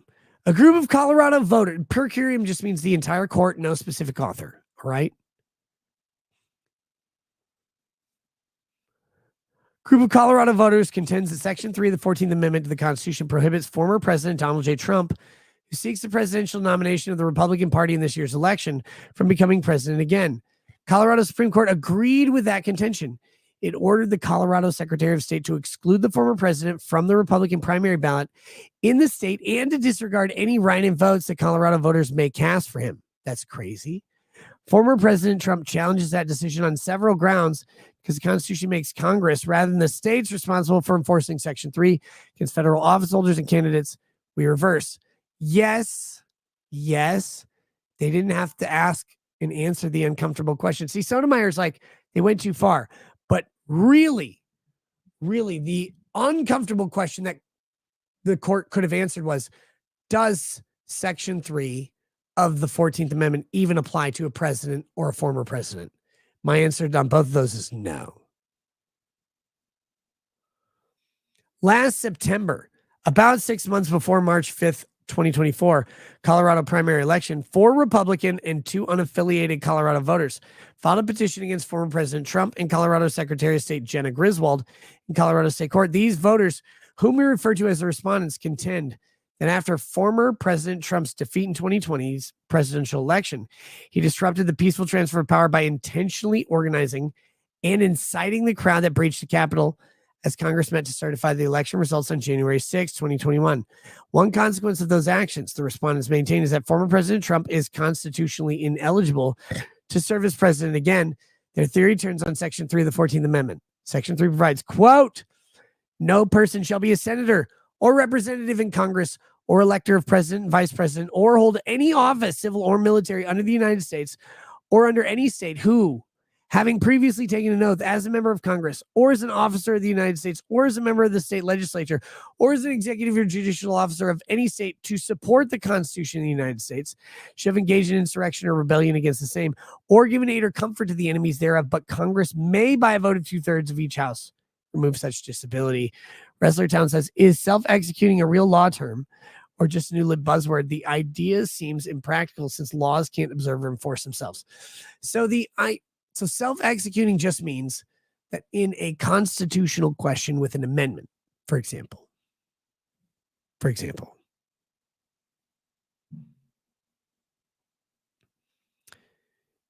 if the president, if an amendment says something happens and it's self-executing, you don't need an act of Congress. It just happens.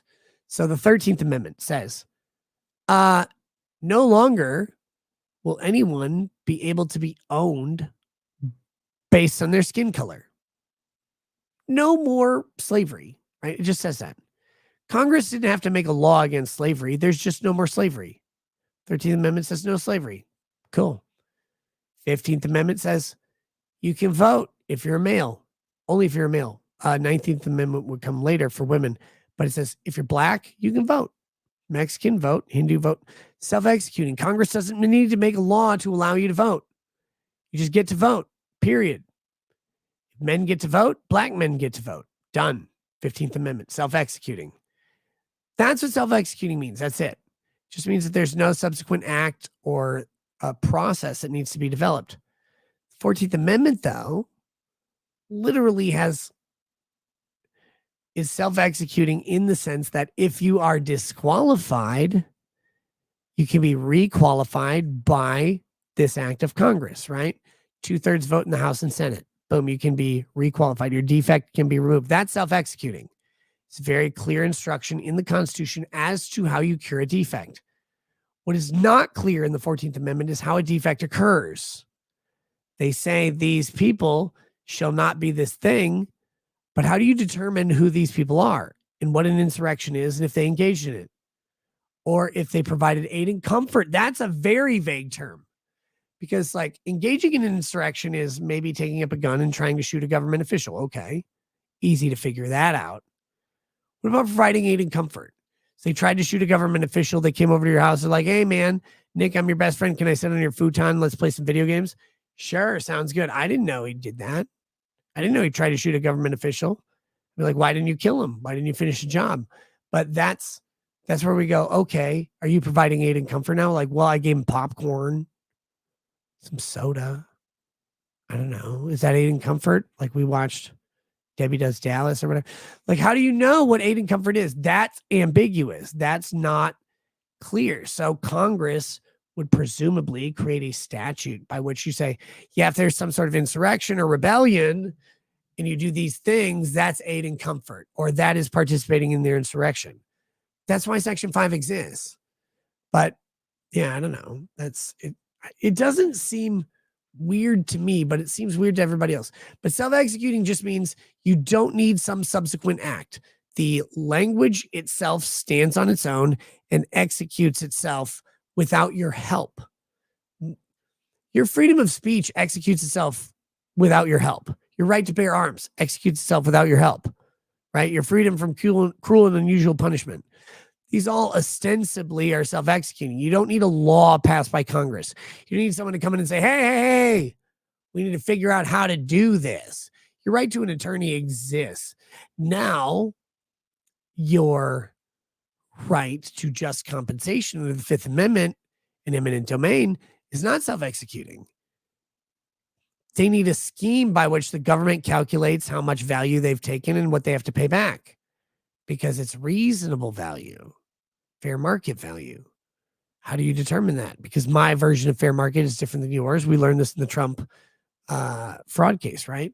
Like, so there's self-executing and there's not self-executing parts of so many amendments.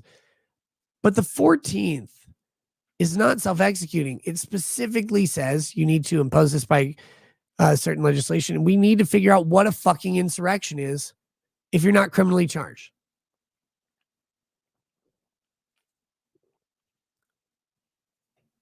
Or maybe you don't. It could be self-executing if people would accept the fact that if you're not criminally charged, then you're not an insurrectionist. But here we go. According to the respondents, Section 3 applies to the former president because after taking the presidential oath in 2017, which I just want to say, they say having previously taken an oath to support the Constitution, the president does not take an oath to support the Constitution. It doesn't exist. It's not true. Every other person listed in the section, every other person listed in Section 3 of the 14th Amendment takes an oath to support the Constitution except the president. So, but let's ignore that. He intentionally incited the breaching of the Capitol on January 6th in order to retain power. But that's obviously untrue. They claim that he is therefore not a qualified candidate, that as a result, the Colorado Secretary of State may not place him on the primary ballot, blah, blah, blah.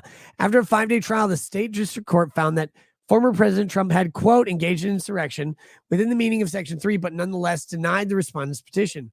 Court held that Section 3 did not apply because the presidency, where Section 3 does not mention by name, is not an office under the United States, and the president is not an officer of the United States within the meaning of that provision. I agree with those.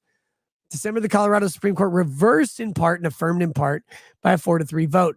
Reversing the district court's operative holding, the majority concluded that for purposes of Section 3, the presidency is an office under the United States, and the president is an officer of the United States. This is a terrible conclusion. Stupid.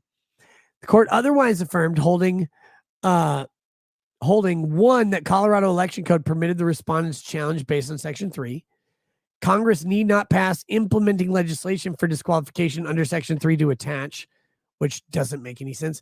And 3, the political question doctrine did not preclude judicial review of former President Trump's eligibility. 4, the district court did not abuse its discretion in admitting into evidence portions of a congressional report on the events of January 6th. This is crazy. 5, the district court did not err in concluding that those events constituted an insurrection. Former President Trump engaged in that insurrection. And 6, former President Trump's speech to the crowd that breached the Capitol on January 6th was not protected by the First Amendment. Former President Trump didn't speak to the crowd that breached the Capitol on January 6th.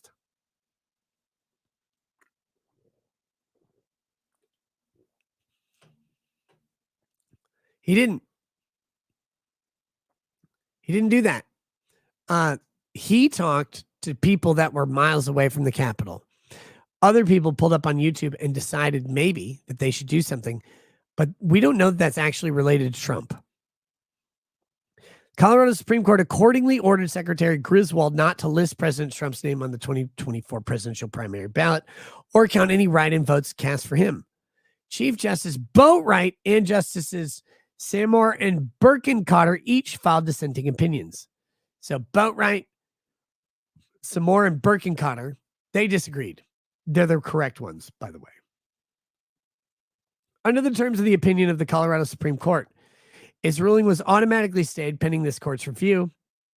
We granted former President Trump petition for cert, which raised a single question, quote, did the Colorado Supreme Court err in ordering President Trump excluded from the 2024 presidential primary ballot? Yes. Concluding that it did, we now reverse. Ryan, the editor, says, let's also ignore the fact that Section 3 goes out of the way to say electors of the president and VP, but does not list either the president or VP separately. Why not name them if it was meant for them? Because it was never meant for them. Very simple. LA Fan says, I think Nick needs one of those fun soundboards. I actually have 2 different soundboards. I've just never put sounds to them. So here we go. Proposed by Congress in 1866 and ratified by the states in 1868, the 14th Amendment expanded federal power at the expense of state autonomy and thus fundamentally altered the balance of the state and federal power struck by the Constitution. This is called Reconstruction. Seminole Tribe of Florida versus Florida. See also Ex parte Virginia. Section 1 of the amendment, for instance, bars the states from, quote, depriving any person of life, liberty, or property without due process of law or denying to any person the equal protection of the laws. Section 5 confers on Congress power to enforce those prohibitions, along with other provisions of the amendment by appropriate legislation. So Section 1 is the substantive due process right. It says that if a right or privilege is presented to the people by anybody, by the government has to do it equally. So you can't say, well, whites only get to kneel down and blacks have to stand. No, you have to, if you're going to do the equal protection and substantive due process, you may not normally have a due process right to a thing because you don't have a right to a thing. But if the government grants you access to a thing, you have to grant it equally regardless of race, national origin, sex, et cetera, et cetera. That's what the substantive due process clause happens. Wait, Ryan, the editor, read that one. We've got Section 3 of the amendment likewise restricts state autonomy, but through different means. It was designed to help ensure an enduring union by preventing former Confederates from returning to power in the aftermath of the Civil War. CEG, Congressional Globe, 39th Congress, first session. Statement of Rep. Stevens warning that without appropriate constitutional reforms, yelling secessionists and hissing copperheads would take seats in the House. Statement of Senator Howard lamenting prospect of a state legislature made up entirely of disloyal elements absent a disqualifying provision. Section 3 aimed to prevent such a resurgence by barring from office, quote, those who having once taken an oath to support the Constitution of the United States afterward went into rebellion against the government of the United States. Congressional Globe, 41st Congress, first session, 626. Section 3 works by imposing on certain individuals a preventative and severe penalty, disqualification, from holding a wide array of offices. Cool. Rather than by granting rights to all. It is therefore necessary, as Chief Justice Chase concluded, and the Colorado Supreme Court itself recognized, to, quote, ascertain what particular individuals are embraced by the provision. Yep. Chase went on to explain that, quote, to accomplish this ascertainment and ensure effective results, proceedings, evidence, discussions, and enforcements of decisions more or less formal are indispensable. For its part, the Colorado Supreme Court also concluded that there must be some kind of determination. Section 3 applies to a particular person before the disqualification holds meaning. Yes, somebody has to decide something. So who is it, though? Who has to fucking decide? Who has to decide? It would be fucking Congress. The Constitution empowers Congress to prescribe how those determinations should be made. Relevant provision is Section 5, which enables Congress, subject, of course, to judicial review, to pass, quote, appropriate legislation to, quote, enforce the 14th Amendment. See City of Bourne versus Flores, or as Senator Howard put it at the time the amendment was framed, Section 5, quote, casts upon Congress the responsibility of seeing to it for the future that all of the sections of the amendment are carried out in good faith. Congress's Section 5 power is critical when it comes to Section 3. Indeed, during a debate on enforcement legislation less than a year after ratification, Senator Trumbull noted that, quote, notwithstanding Section 3, hundreds of men were holding office in violation of its terms. Congressional Globe, 41st Congress, first session at 626. The Constitution, Trumbull noted, quote, provided no means for enforcing the disqualification, necessitating a bill to give effect to the fundamental law embraced by the Constitution. The enforcement mechanism Trumbull championed was later enacted as part of the Enforcement Act of 1870, pursuant to that power conferred by Section 5 of the 14th Amendment. So, if you're not following, because this is thick, a year after the 14th Amendment takes place, this guy says a bunch of these fucking Confederate weirdos are actually still in office. So we need an enforcement mechanism. We need something that says that they don't get to be here. They don't get to be in. But what the amendment says is that we need Congress to act. Not that we can just figure it out. Not that a state can just figure it out. Congress needs to act. And they did. This case raises the question whether the states, in addition to Congress, may also enforce Section 3. We conclude that states may disqualify persons holding or attempting to hold state office, but states have no power under the Constitution to enforce Section 3 with respect to federal offices, especially the presidency. And this is, again, a separation of powers issue. You cannot, under federalism, give one state the ability to disqualify a president. Ragahora says, on one point that gets overlooked is whether a POTUS can even commit an insurrection. For all intents and purposes, he is the government. So before 120, he can't rebel against himself, can he? I say no, unless he actively tries to prevent the transition of power. Trump never did that. They said he would, but they never did that. So here we go. This case raises the question whether the states may also enforce Section 3. States may disqualify persons holding or attempting to hold state office. Yeah, no federal office. Quote, in our federal system, the national government possesses only limited powers. The states and the people retain the remainder. Bond versus United States. Among those retained powers is the power of a state to, quote, order the processes of its own governance. Alden versus Maine. In particular, the states enjoy sovereign power to prescribe the qualifications of their own officers in the manner of their election, free from external interference, except so far as plainly provided by the Constitution of the United States, Taylor versus Beckham from 1900. Although the 14th Amendment restricts state power, nothing in it plainly withdraws from the states this traditional authority.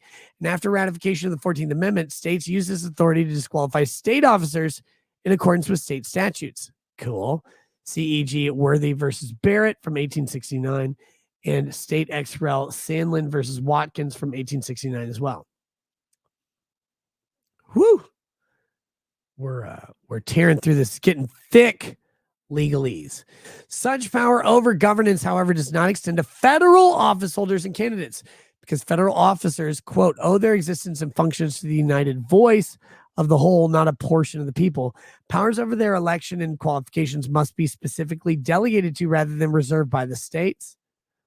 U.S. Terminals Inc. versus Thornton. But nothing in the Constitution delegates to the states any power to enforce Section 3 against federal office holders and candidates. And again, all you have to do is have Congress say, here's the test. Did they engage in an insurrection? Here's the test. Apply the law and the facts. Done. That's all they had to do. But they haven't done it.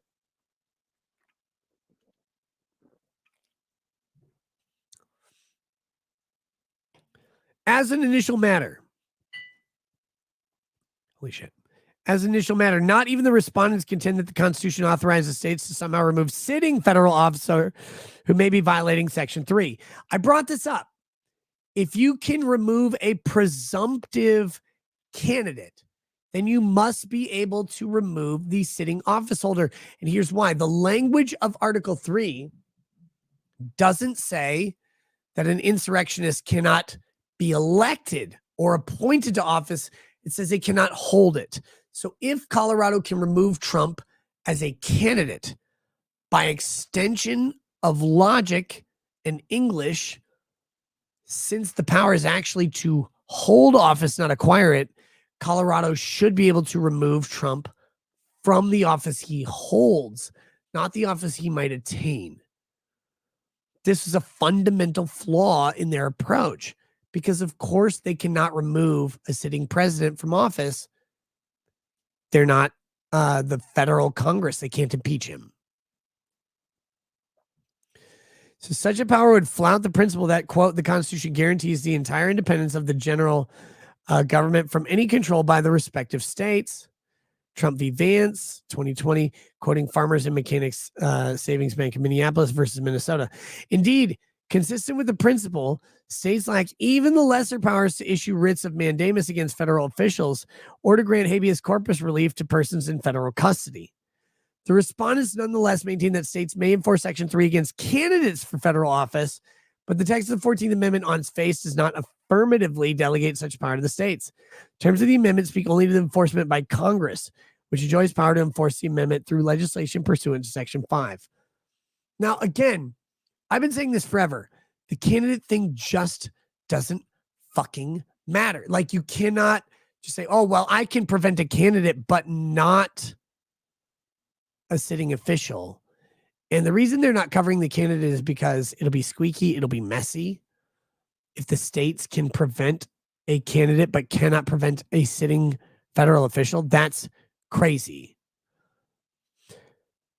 This can hardly come as a surprise, given that the substantive portions of the amendment embody significant limitations on state authority. Fitzpatrick versus Bitzer.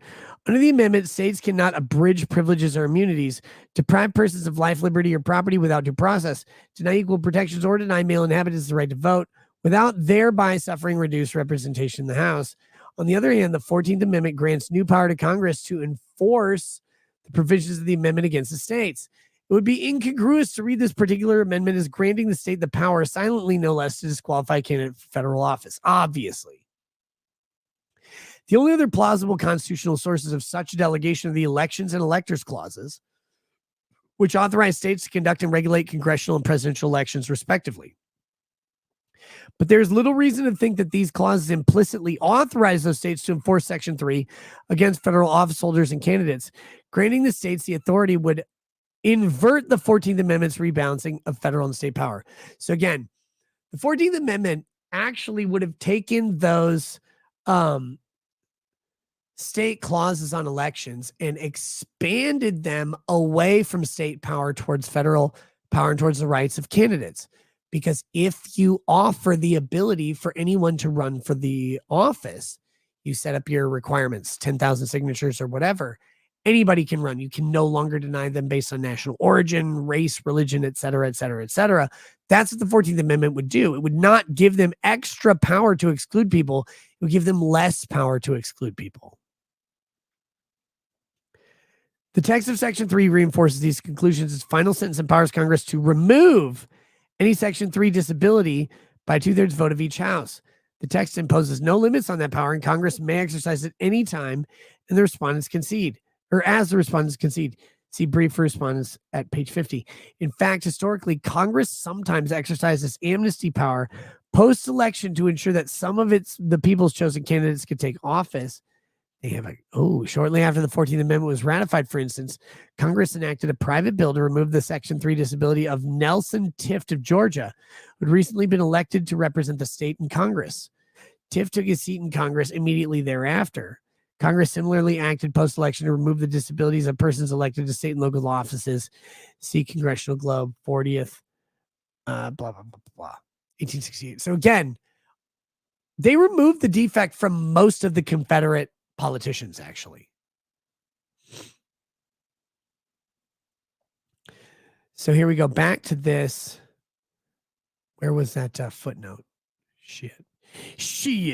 But if states were free to enforce Section 3 by barring candidates from running in the first place, Congress would be forced to exercise its disability removal power before voting begins if it wished for its decision to have any effect on the current election cycle.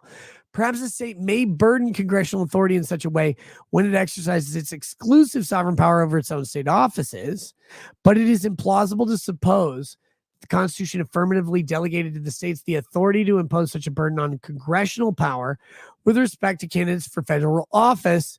And it's citing McCulloch versus Maryland. Quote, states have no power to retard, impede, burden, or in any manner control the operations of the constitutional laws enacted by Congress. States can't fucking do it.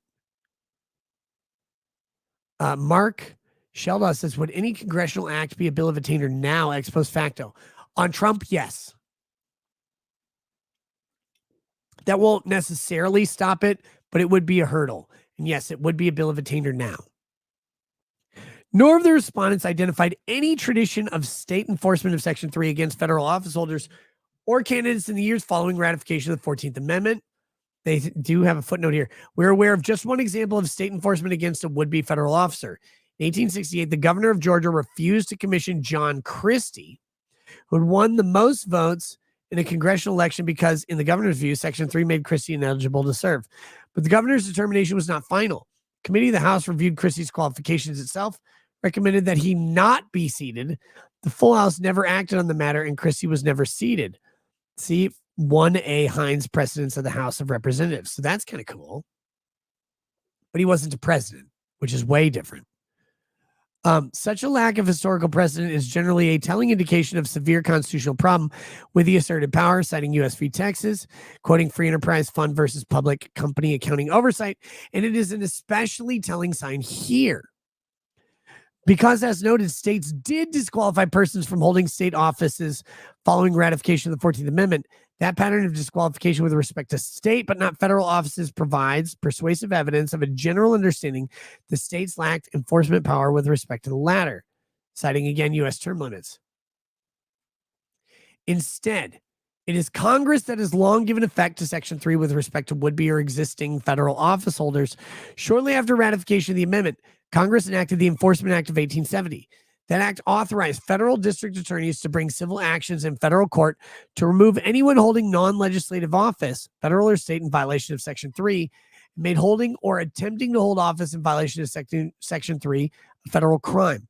In the years following ratification, the House and Senate exercised their unique powers under Article 1 to adjudicate challenges contending that certain prospective or sitting members could not take or retain their seats due to Section 3. Precedents of the House of Representatives, and the Confiscation Act of 1862, which predated Section 3, effectively provided an additional procedure for enforcing disqualification. That law made engaging in insurrection or rebellion, among other acts, a federal crime punishable by disqualification from holding office under the United States. A successor to those provisions remain on the books today. See 18 U.S.C. 2383. We looked at this the other day. It says that if you are guilty of this insurrection, you can't hold any act or any office. That's not constitutional. And I don't know that they can actually enforce that, but that's what they have.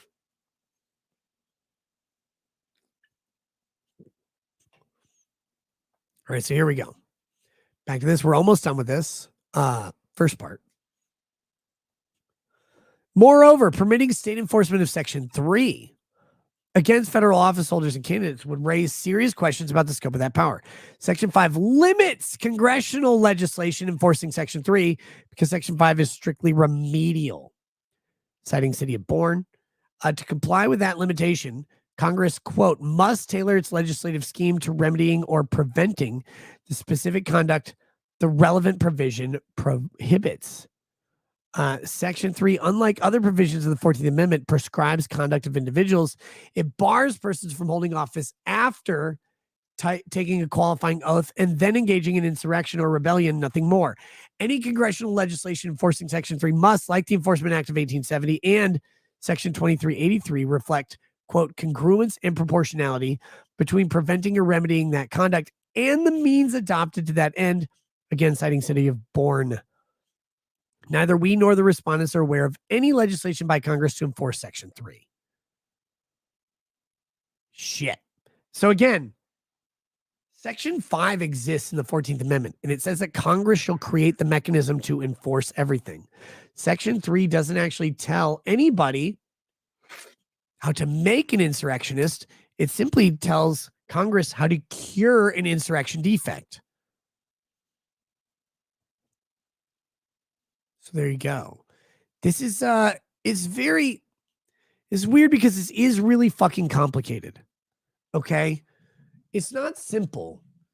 But when you get down to it, Section 3 says these people are disqualified and you can remedy the disqualification by a 2/3 vote in the House and Senate. Cool. But then Section 5 says you can enact any part of this amendment by appropriate legislation. So wait, these people are disqualified, sort of. What does this mean? What do they have to do to become guilty? That's what Congress has to do. That is the ambiguous thing that Congress has to lay out through appropriate legislation. It's hard to remember that because we don't think that way, but that's how it goes. So here we go. Any state enforcement of Section 3 against federal office holders and candidates, though, would not derive from Section 5, which confers power only on the Congress. As a result, such state enforcement might be argued to sweep more broadly than congressional enforcement could under our precedents. Yes, you're going to violate scrutiny here. But the notion that the Constitution grants the states freer reign than Congress to decide how Section 3 should be enforced with respect to federal offices is simply implausible. Finally, state enforcement of Section 3 with respect to the presidency would raise heightened concerns. In the context of a presidential election, state-imposed restrictions implicate a uniquely important national interest. Anderson versus Celebres. But state-by-state resolution of the question whether Section 3 bars a particular candidate for president from serving would be quite unlikely to yield a uniform answer, consistent with the basic principle that the president represents all the voters of the nation. And this is something I've been saying over and fucking over.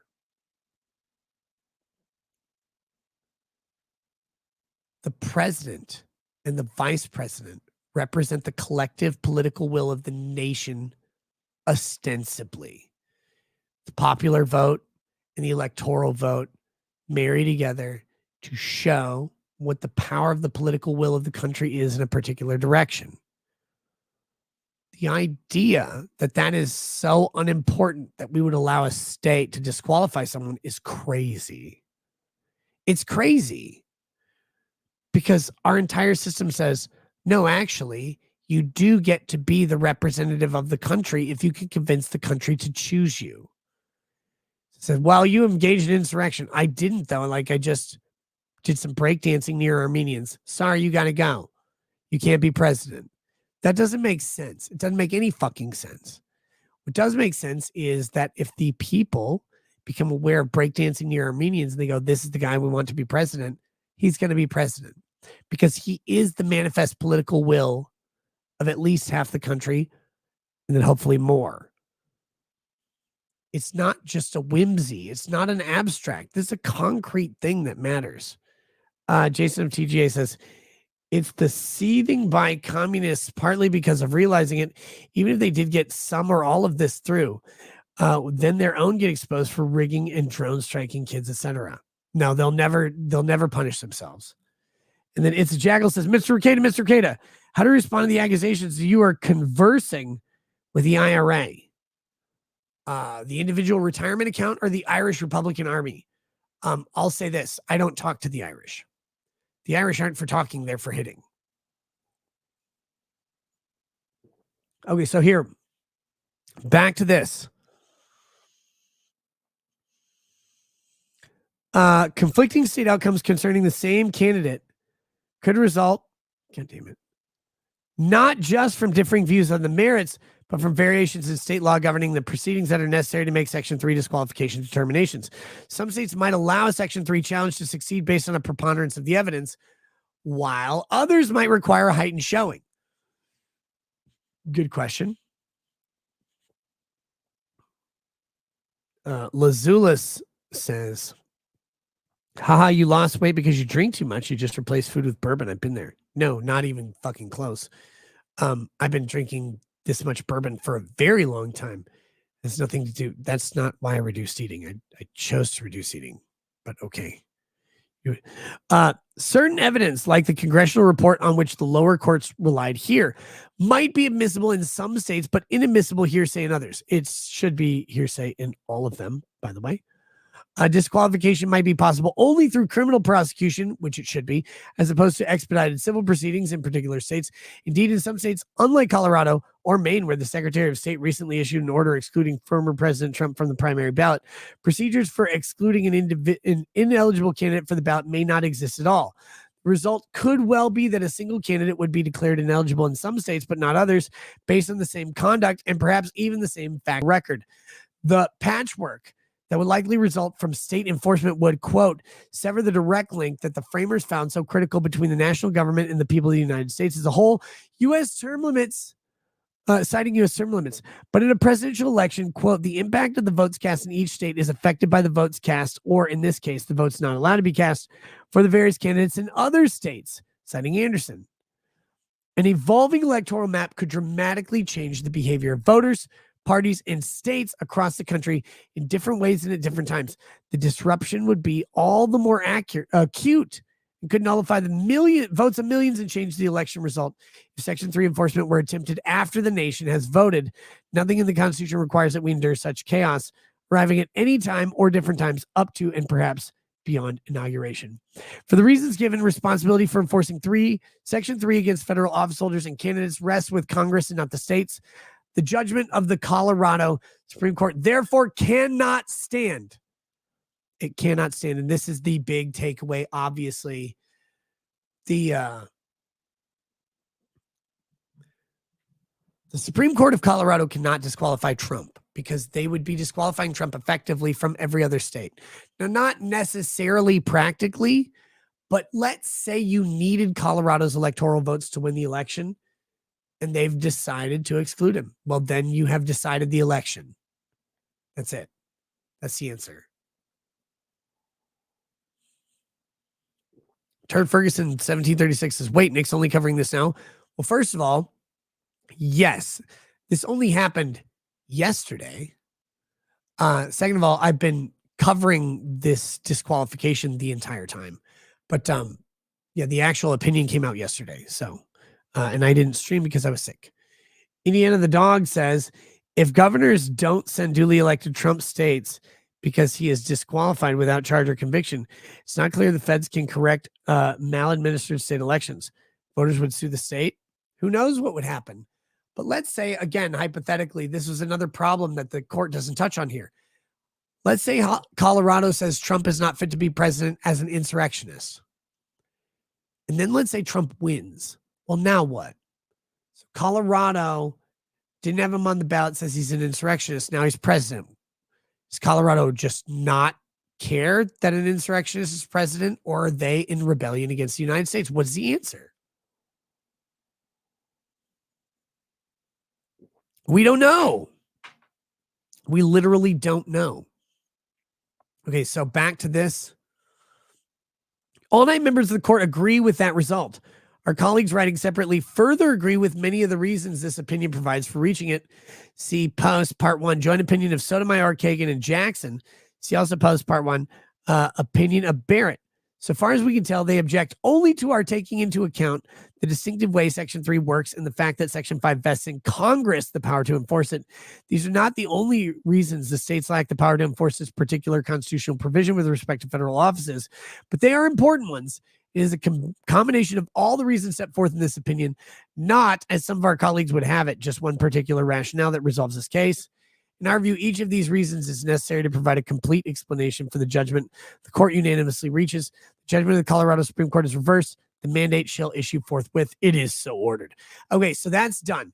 We have 7 pages, 6, 7 pages of opinion left.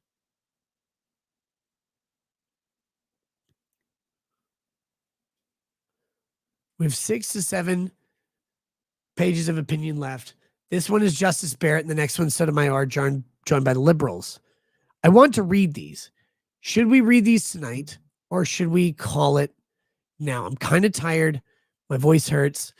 We can cover those tomorrow as just a brief thing. It won't take too long, and then we can get into the rest of the fucking stuff. Fannie Willis is hot on the menu. Immunities coming up, all of that stuff. There's a bunch of shit going down. P. Diddy texts. We got to read the P. Diddy texts. Those are coming up. So I think, let me see how long. Barrett's opinion is really short. Barrett's opinion is only 2 pages. We're going to read this 1 page of Barrett. That's it. And then we're going to wrap up. We'll save Sotomayor's stupid bullshit for tomorrow. Okay. We'll hit that first, and then we'll get into whatever subject is tomorrow. The P. Diddy texts are spicy as fuck. There's the presidential immunity going down. Fannie Willis and Nathan Wade is going crazy. We've got a bunch. I've got so many guests I need to bring on. It's been way too long. I'm having some of these people on.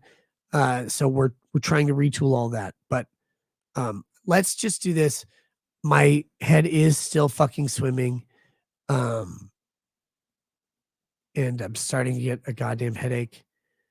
I do need to go to sleep, wake up tomorrow. I do have some stuff to do in the morning. But we will hit the rest of this thing, because I think all of this is important.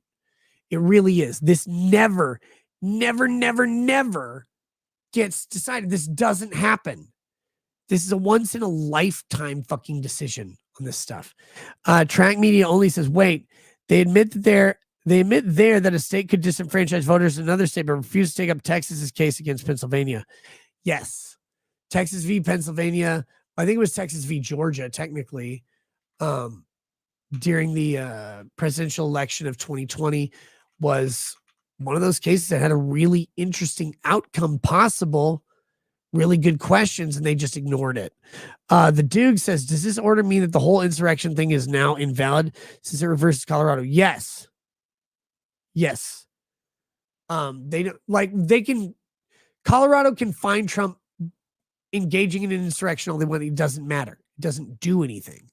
So they can do that, but that's like, let's say you live in California and a court in Rhode Island says that you engaged in lewd speech as a civil matter. Okay. Who fucking cares? They can't fine you. They can't put you in jail. They can't do anything to you. They just found that you did this thing as part of someone else's case. And you're like, but I didn't know. But you're like, well, but do you care? Like, does it matter? No, it doesn't. Okay, let's read this real quick. So Justice Barrett concurring in part and concurring in the judgment. I join parts 1 and 2B of the court's opinion. I agree that the states lack the power to enforce Section 3 against presidential candidates. That principle is sufficient to resolve this case, and I would decide no more than that. Great, Amy. Thanks. They should have gone farther here and said it doesn't apply to a president, in my opinion, but that's what it says. This suit was brought by Colorado voters under state law and state court. It does not require us to address the complicated question whether federal legislation is the exclusive vehicle through which Section 3 can be enforced. I know it doesn't require you to do that, but that's what the fucking amendment says, and it's really easy for you guys to just say, by the way, the amendment in Section 5 says only Congress gets to do this. That's it. There you go. The majority's choice of a different path leaves the remaining justices with a choice of how to respond. In my judgment, this is not the time to amplify disagreement with stridency. The court has settled a politically charged issue in the volatile season of a presidential election. Particularly in this circumstance, writings on the court should turn the national temperance down, not up. For present purposes, our differences are far less important than our unanimity. All 9 justices agree on the outcome of this case. That is the message Americans should take home. Amy Coney Barrett's right. They should take home the fact that the only outcome that really matters in this case is that all the justices agree that the states can't do this. It's the most logical thing. It's the most fucking logical thing. And it's so obvious when you just think about it for a second. If a state can disenfranchise every other voter because they determine a president is ineligible, you have pandemonium and chaos. And if you want to do it for your own, like state level candidates, state reps, national level reps for Colorado or whatever, go to fucking town. If Trump wants to be Colorado senator, disqualify him. Who cares? That's up to you. That's up to Colorado. Nobody else gets to vote on that. But if you get to this point where you're voting on a national level presidential or vice presidential candidate, you're saying they're disqualified, they're going to have to get their defects cured if they want to take office. When you're talking about potentially disenfranchising 80 million to 90 million voters, you can't do that.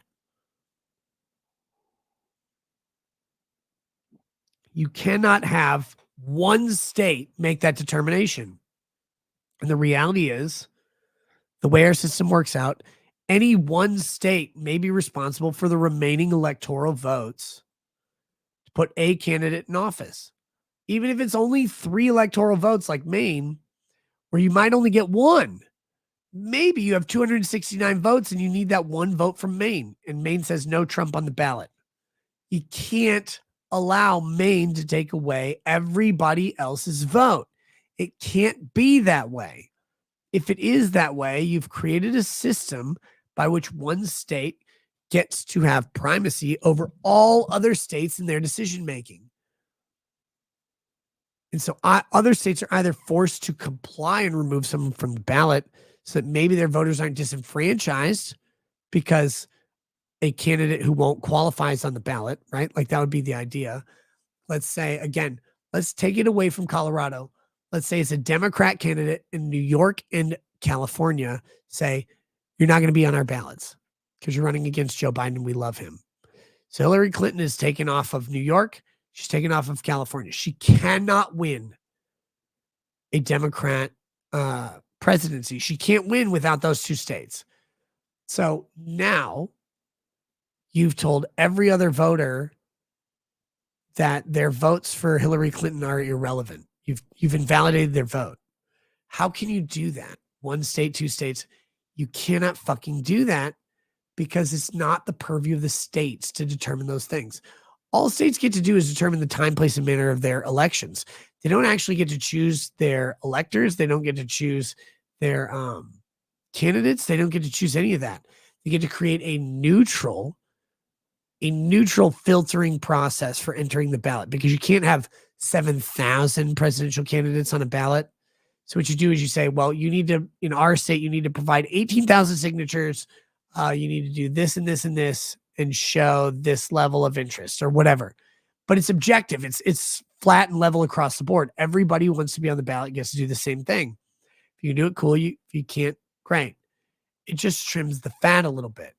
But you cannot say, well, you engaged in insurrection, but I was never charged with insurrection. Sorry, too bad. I determined you engaged in insurrection. Therefore, I determined you don't get to run on our ballot anymore. It's like, but all of your people want to vote for me, or at least half. And if other states want to vote for me, they can't because you have now shut them out. Can't be that way. That's what Amy Coney Barrett is hitting on here. That is the key. We're united in this simple understanding that a state removing a candidate for the office of the presidency under the 14th Amendment is lunacy, untenable chaos. But there were a lot of ways they could have gone. They could have said the 14th Amendment doesn't apply to presidents, which I agree. They could have said that they could have simply said that the 14th Amendment actually only applies to Reconstruction and the Civil War, and that the people that they're talking about, at least in Section 3, were clearly identified, were obvious. There were statutes around them, and all of those people got dealt with, and that the 14th Amendment, Section 3, is no longer executing self or otherwise because it was a one-time deal. They could have done that. They didn't do that. Instead, they went with this answer, which just says Colorado can't do what they want to do. They didn't answer if Donald Trump was an insurrectionist. They didn't answer if he's qualified or disqualified under Section 3. They didn't answer whether or not the federal Congress could pass a law disqualifying Donald Trump or specifically qualifying him. They could presumably do the second one. 2/3 of the House and 2/3 of the Senate could vote to qualify Donald Trump. But that would presuppose a disqualification that hasn't occurred in any way. If they make a bill now that says any president who did X, Y, Z is disqualified as an insurrectionist, they run into the bill of attainder problem, because they'd be punishing Donald Trump for acts that he already committed, which were legal at the time and are now suddenly not legal. So they have all of these issues going on. And the real reality, though, is that Justice Sotomayor is writing the other opinion. It's 5 pages long. And Justice Sotomayor is, I'd say, a walking issue, but she's really a rolling issue because she belongs in a wheelchair for her own safety. She's the dumbest fucking justice to grace the Supreme Court, and I don't know how else to say it. Ron McCarty says, in other words, Section 3 is illogical. I don't think so. Actually, Section 3 is very, very fucking logical. Section 3 doesn't apply to a president or a vice president at all. If you read the text of the amendment, it doesn't apply. There's no reason for a state level enforcement of it. If you want to disqualify or remove a president, you have two options. You have the 25th Amendment, you have impeachment. That's it. Impeach a president-elect. You can do that. They're not even president yet. Impeach them prior to them taking office, and you don't even have to have the Chief Justice preside over the proceedings. You could just impeach and remove them, or you can 25th Amendment them. 25th Amendment allows the removed president to fight back quite a bit, so it's not super favored unless they're literally in a coma. But impeachment is the way that you do all of this. And this is ultimately the big problem with all of the Section 3 of the 14th Amendment is that we go, well, here's how we remove a president from office. And you go, wait a minute, there's only one way to do that, and that's impeachment. How do we reconcile that? How do we fix the fact that only impeachment is how we remove a president? And you guys want to just create this fantasy land where a state court gets to just decide that a president doesn't exist. Dumb as a motherfucker. Toxic Brood says, did you hear about Oklahoma's school fundraiser? No, I did not. With that, guys, I think we do need to wrap it up. It's been an hour and a half. I love you all, or 2.5 hours. I love you all. Still trying to get over this fucking sickness. Oh, shit. Fire PA says, people act like a Praetorian Guard will go assassinate and implement a new Caesar. Founders considered this. Mechanisms to restore government exist: impeachment, constitutional amendment via Congress or constitutional convention, and 3, literal fucking revolt by the populace. Oh, wait, we read that one earlier. We read that one earlier. So here we go. I will close out the stream. We're going to be back tomorrow. We are being back tomorrow. I am getting better every day, getting more and more strength and energy. I just have still some pressure behind my eyes and all that stuff. Local streams are coming not after shows. Local streams are coming at different times, maybe with some guests. And also, I do have some podcasts that I really like, Locals exclusive podcasts that I really want to start. You'll see them when they pop up. They're coming very soon. Again, not being required to do local streams after the show is a big thing that has been a fucking disaster this past year. It's made me not want to engage in locals content because I'll do a show, I'll be tired, I'll talk forever, and then it's like, oh, let's go on locals right now, and then if we do locals right now, we'll get some new. No, I won't have new stuff to talk about. I'm fucking exhausted. So that's new. That's going to be a fun thing, and we're going to have some guests. We're going to have some locals, literally locals exclusive podcasts, not just like spontaneous live videos. Working on that, and we'll go ahead and do that very soon. Again, don't take my word for it. Wait until I start putting out the content. You'll see. But the way to see the content is for free. You don't have to pay anything. mercadolaw.locals.com. Go follow me there. You'll get announcements every time I do a stream, by the way, because I make a link and a live chat or whatever on Locals, and I send that out by email. You'll get that. It's not like YouTube and whatever where they don't send a notification. These go out by email to you guys so you can see them when they go out. Really easy way to keep track of what I'm doing, and it's free. That will never cost anything at all. The podcast, once I release them, will be behind the Locals paywall. They'll be for my Locals community, and I hope that people find them valuable enough to engage in. But that, again, don't join until I actually create the thing. You'll see it if you're following me on Locals. Rumble and YouTube, we'll see how things go. We've got some flexibility that I have worked into my schedule, and I'm very fucking happy about that flexibility. So we're going to see what things do. If you guys want me to be on YouTube, if you guys want me to be exclusively on Rumble, start showing me what you want. Start telling me what you want. Click the like button, the thumbs up, drop comments down below. That's the best way. I do check them. I do read them. So if you like me on YouTube, if you like me on Rumble, tell me what you like. Tell me what you want. Do you want me full-time on both platforms? Do you want me full-time on one platform or the other? How's it been? It's been a year. It's been a year, and I have this whole new level of flexibility. This company, I love Rumble.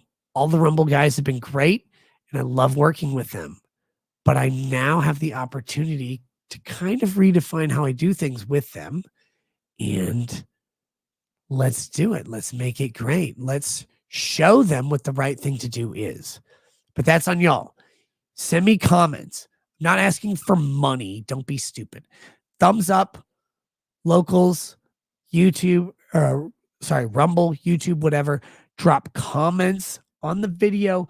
Tell me what you like. Do you like it on YouTube? Do you like it on Rumble? What do you like? Do you want it on locals exclusively? Do you want more intimate locals content? What do you want from me? We've got the whole fucking oyster right here. So let's check it out. Dallas guy 98 says, I was also sick this week, but also been doing that gay thing, and I thought that was why. But also have been doing that gay. Wait, what gay thing did you do? Dallas guy also says, if you need your fence stain in Dallas, RobinsonFenceStain.com. Drink some Blantons, you cunt. I don't have any Blantons with me, but cheers.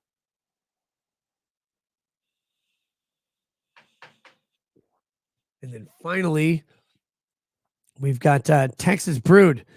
Did you hear about the Oklahoma school fundraiser? He also says, look it up. Wood chippers needed, maybe. I'll check it out.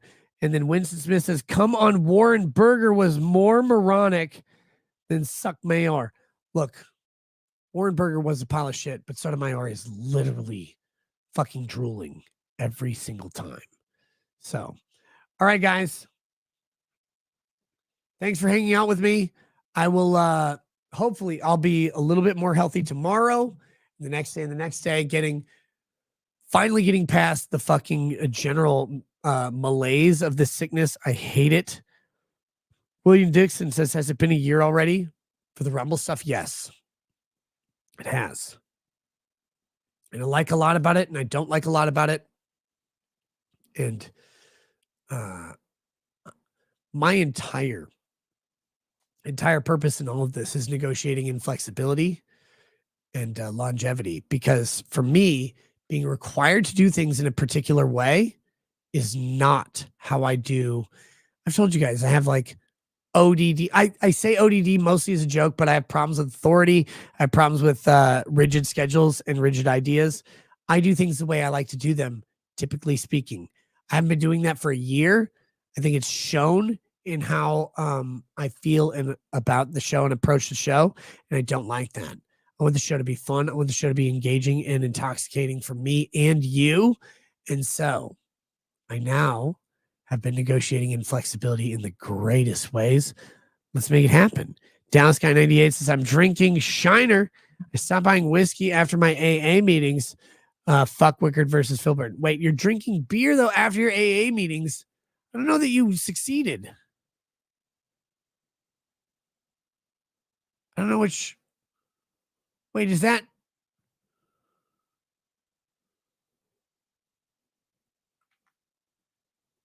I'm very fucking confused about love it.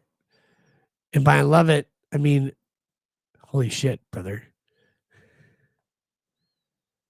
Bennis 69 says Nick took a month off drinking and started drinking again like he used to after his body started getting healthy. Now he's poisoned. Bennis, I didn't take a month off drinking. I take a month off drinking on stream. But I told everybody I was not drinking. I just wasn't drinking on stream for the show. And there were some good takeaways from it. And this month, well, February has been a little different.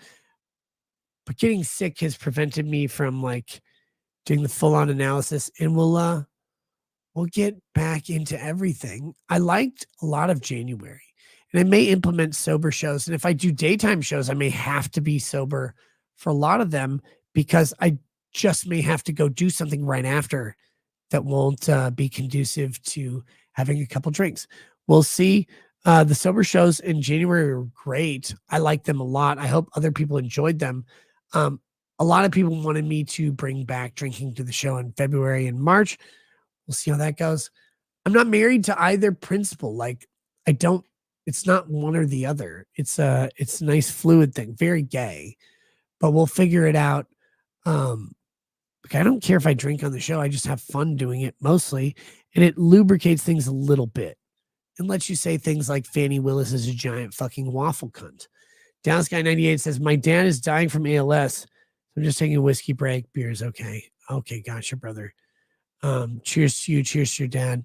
May he pass peacefully. Seriously.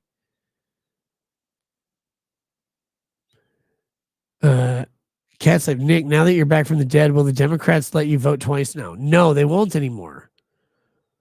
Not at all. But okay, so here we go, guys. We're gonna pass this show. Can you wear a smoking jacket for the drinking shows? I don't have a smoking jacket. Zachary Keith Hasbrook says, be a drunk, have another drink. I'm good. I have this, I've been drinking this, Brother, no, wait, that's Calumet. Sorry. It's over here. It's Brother Justice all night. I think I'm good. About a quarter into it. It's a 43% alcohol drink. That's not so bad. I have done like quarter to a third into a bottle of 60% liquor drinks. Very bad. If you've ever seen me on those, it's really awful. I get really drunk. This is a nice, like smooth, good whiskey, and I enjoy it. But it's not like gonna kill you. So that's great. I don't like doing those shows. I don't like getting absolutely fucking tossed and torched. It's funny in the moment, and then later you go back and you're like, holy shit, my head hurts, my body hurts, and oh my God, what did I say? I don't even remember. Those are awful shows in their own way, and they typically have a reason behind them, but we won't get into that right now. It doesn't really matter. I'm trying to reduce the occurrence of those shows. If whiskey is a part of the show, it should always be like a feature. It should always be like a little like side thing that happens. It should never be the controlling factor. It should never be something where I go, I need whiskey to get through the show. That's not a good approach to life. It's not a good approach to the show, and it makes for poor entertainment. If we're gonna do like a drinking stream where people are gonna like pay to like which Let's Go Brandon or whatever, gonna pay for me to have a bunch of shots, that should be a prepared for thing and it's ready, and I should be in a great mood to do it. It should not be a thing where it's like, I don't feel good, I need to drink a lot. That's not how you should handle substances in any way in life. Substances should always be an enhancement and a boost to you and a boon. They should never be a crutch. They should never be something you rely on. They should never be something you do out of sadness, guilt, spite, or anger. Because if you're doing that, you're using a chemical substance to try and overcome your mood. And if you are engaged in that, you won't win, by the way, and your negative mood will be amplified by the substances you take. Don't do that, guys. Don't do that. I've done it. I've done it on shows. I've done it off shows. It's a bad way to live. That is the abuse of substances that you cannot engage in, because that is the abuse that will kill you. It will separate you from your friends, your family, your loved ones. Don't do that. Always be happy. Always be in a place that is positive when you're on various substances, to go ahead and engage your friends, your family in the appropriate setting, right? Like if you're sitting there doing this stuff and it's impacting you, you're doing it wrong. If you're sitting there doing this stuff and it's making you happy, it's making everybody around you happy, that's great. As long as it's not excessive and it's not impacting your life. Dallas Guy 98 says, no need to read. Monster Revive. That's what I drink. Those things are good. Yeah. Oh, these are the best. Sweet tea lemonade, Monster Rehab. My favorite. All right, guys. There we go. Talked about everything. Look, the one thing you'll always find with me is candor, honesty, and probably too much discussion about who I am, what I'm doing, and what I'm going through. But hey, people will see it whether I talk about it or not. So I figure the best approach is probably just to be upfront, talk about things, hang out with you guys, and go with reality. The hardest part about it being a streamer is like you go on Now, look, if you're sick, obviously you take time off. If you're having a one-off day where you're in a bad mood, you take that day off, but you can't do it forever. So if you're having like a downtime in your life, if you're having a rough spot, a rough patch, and you guys know this, if you're adults, you go through rough patches, you go through good patches. Streamers don't get to not share that with the world. You can either act through it, or you can be you. I don't know how to be not me. I'm not a good actor. So it tends to come through. People have seen me at my worst. People have seen me at my best. And I try and just be open and honest about it because there's no way to like lie or misrepresent to it. There's no benefit to it. To me, it's always best to just be like, hey, no, this is how life goes. It's not always peaches and roses or whatever. Who wants peaches and roses anyway? That's bullshit. I want fried chicken and fucking French fries.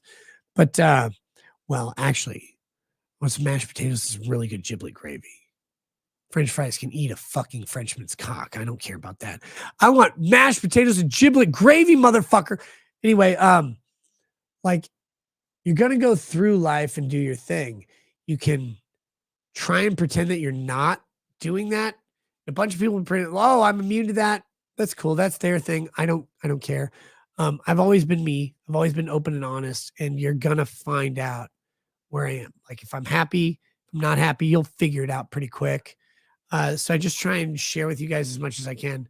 And that's how I do things. I'm sorry if that gets in your way. Sorry if some people don't like that. Whatever. I can't come on stream and lie for 2-3 hours a night. I can't do it. It'd be so easy if I could. If I could just come on and lie to you guys and be like, I'm always the greatest person ever and my life is always perfect. That'd be fantastic. I would love to do that and never, ever, ever have you guys involved in my life at all. But I can't. I'm not a good liar. I'm not a good pretender. I'm not a good actor in that way. So I try and share things with you guys. I'm going to try and more confine that to locals as we go. But hey, I do shows when I can. And when I can't do shows, I want you guys to know, like, the reason I can't do them is typically a physical illness or like I'm physically not present at a computer where I can do it.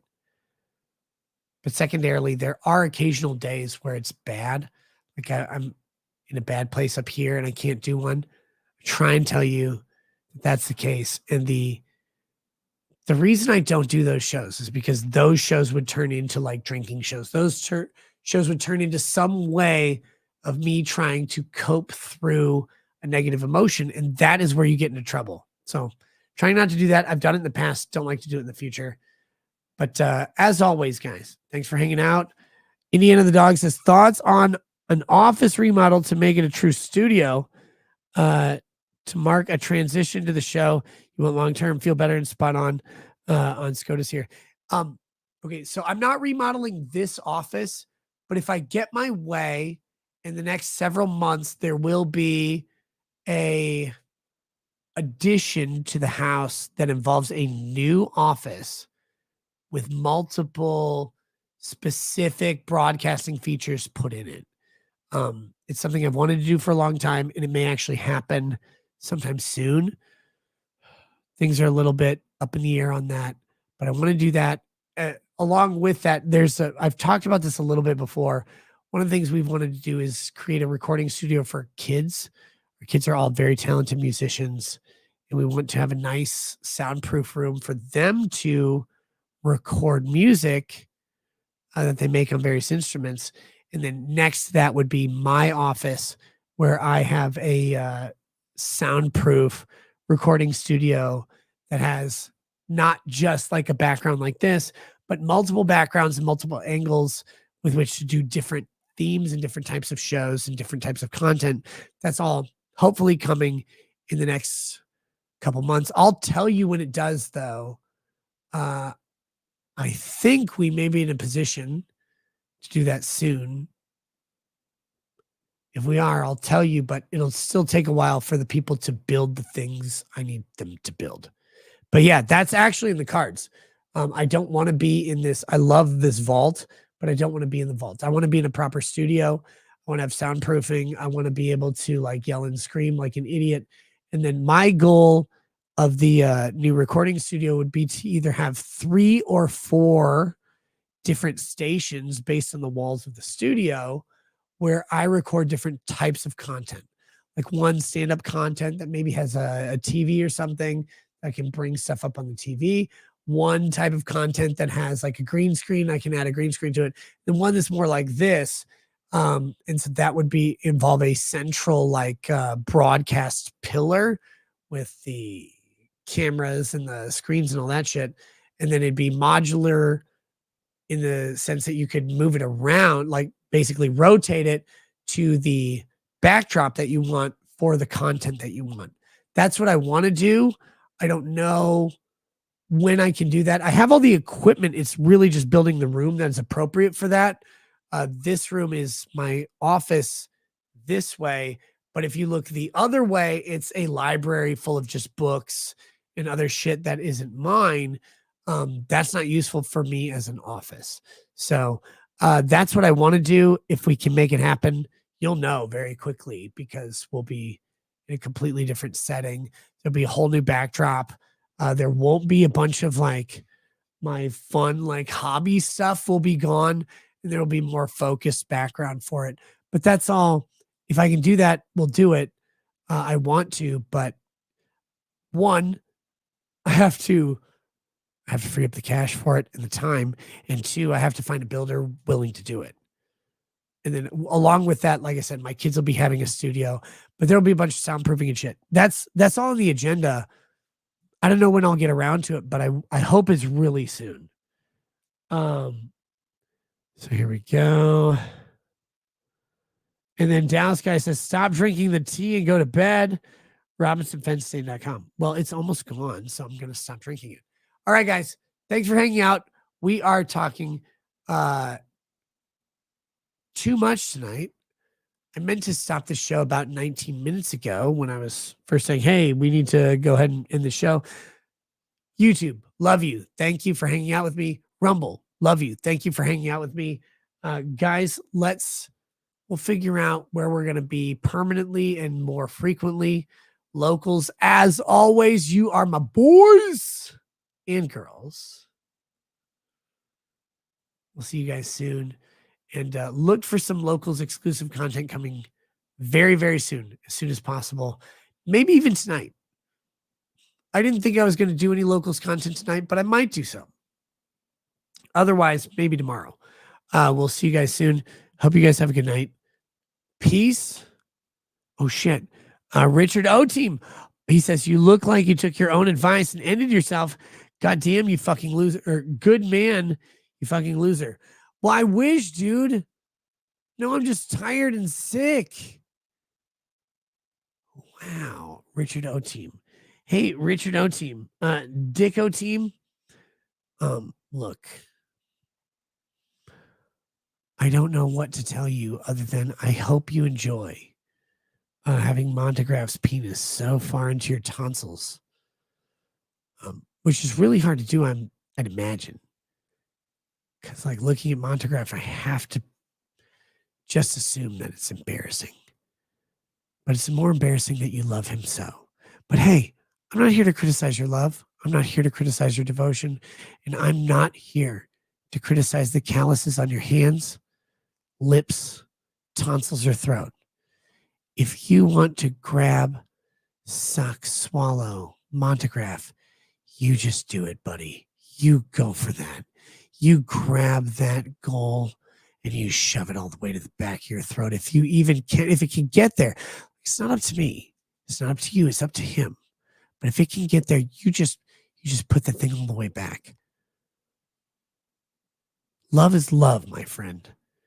And your love for Montegraph is admirable. So go ahead and do it.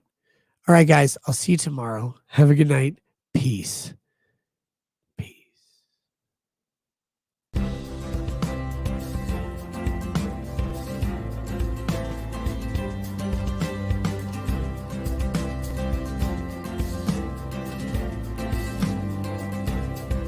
Oh, he drinks a fair bit, but you realize that it just helps get his noggin jogging along. With his glass by his side and his kids asleep tight, we'll hear some lost-plaining tonight. With his microphone muted, we'll laugh at this boomer until he explains it's all part of the plan. Watch his face become redder as he becomes meta, raging at idiots from Twitterland. From the white shores of Maine to the hills of Glenlivet, there's no one who explains the law better than Nick. So pour out a glass for the ones who have passed to make the law what we have now. Oh, his lady is fair, and she handles herself with the grace of one who has borne many children. As the wife of a lawman, she makes sure that he has the time and the place to provide for them there. So pour out an ardbeg, a bow, more of that brogue. The spirits flow as the ones who get unemployed. So pour out a glass for the tea post on Twitter as we hear lost-plaining tonight. From the white shores of Nairn to the hills of Glenlivet, there's no one who explains the law better than Nick. So pour out a glass for the ones who have passed to make the law what we have now. Oh, the guests are all plentiful, from Doug T to Drexel. They bring their perspective and spice to the mix. But the reason we're here and the one that we cheer is the one who is showcasing us his career.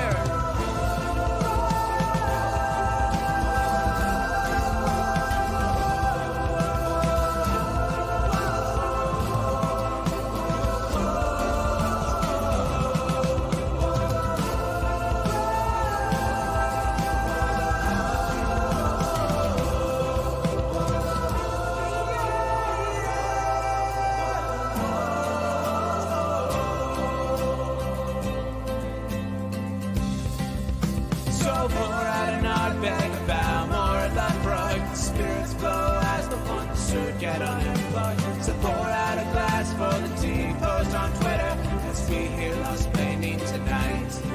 From the white shores of Nairn to the hills of Glenlivet, there's no one who explains the law better than Nick. So pour out a glass for the ones who have passed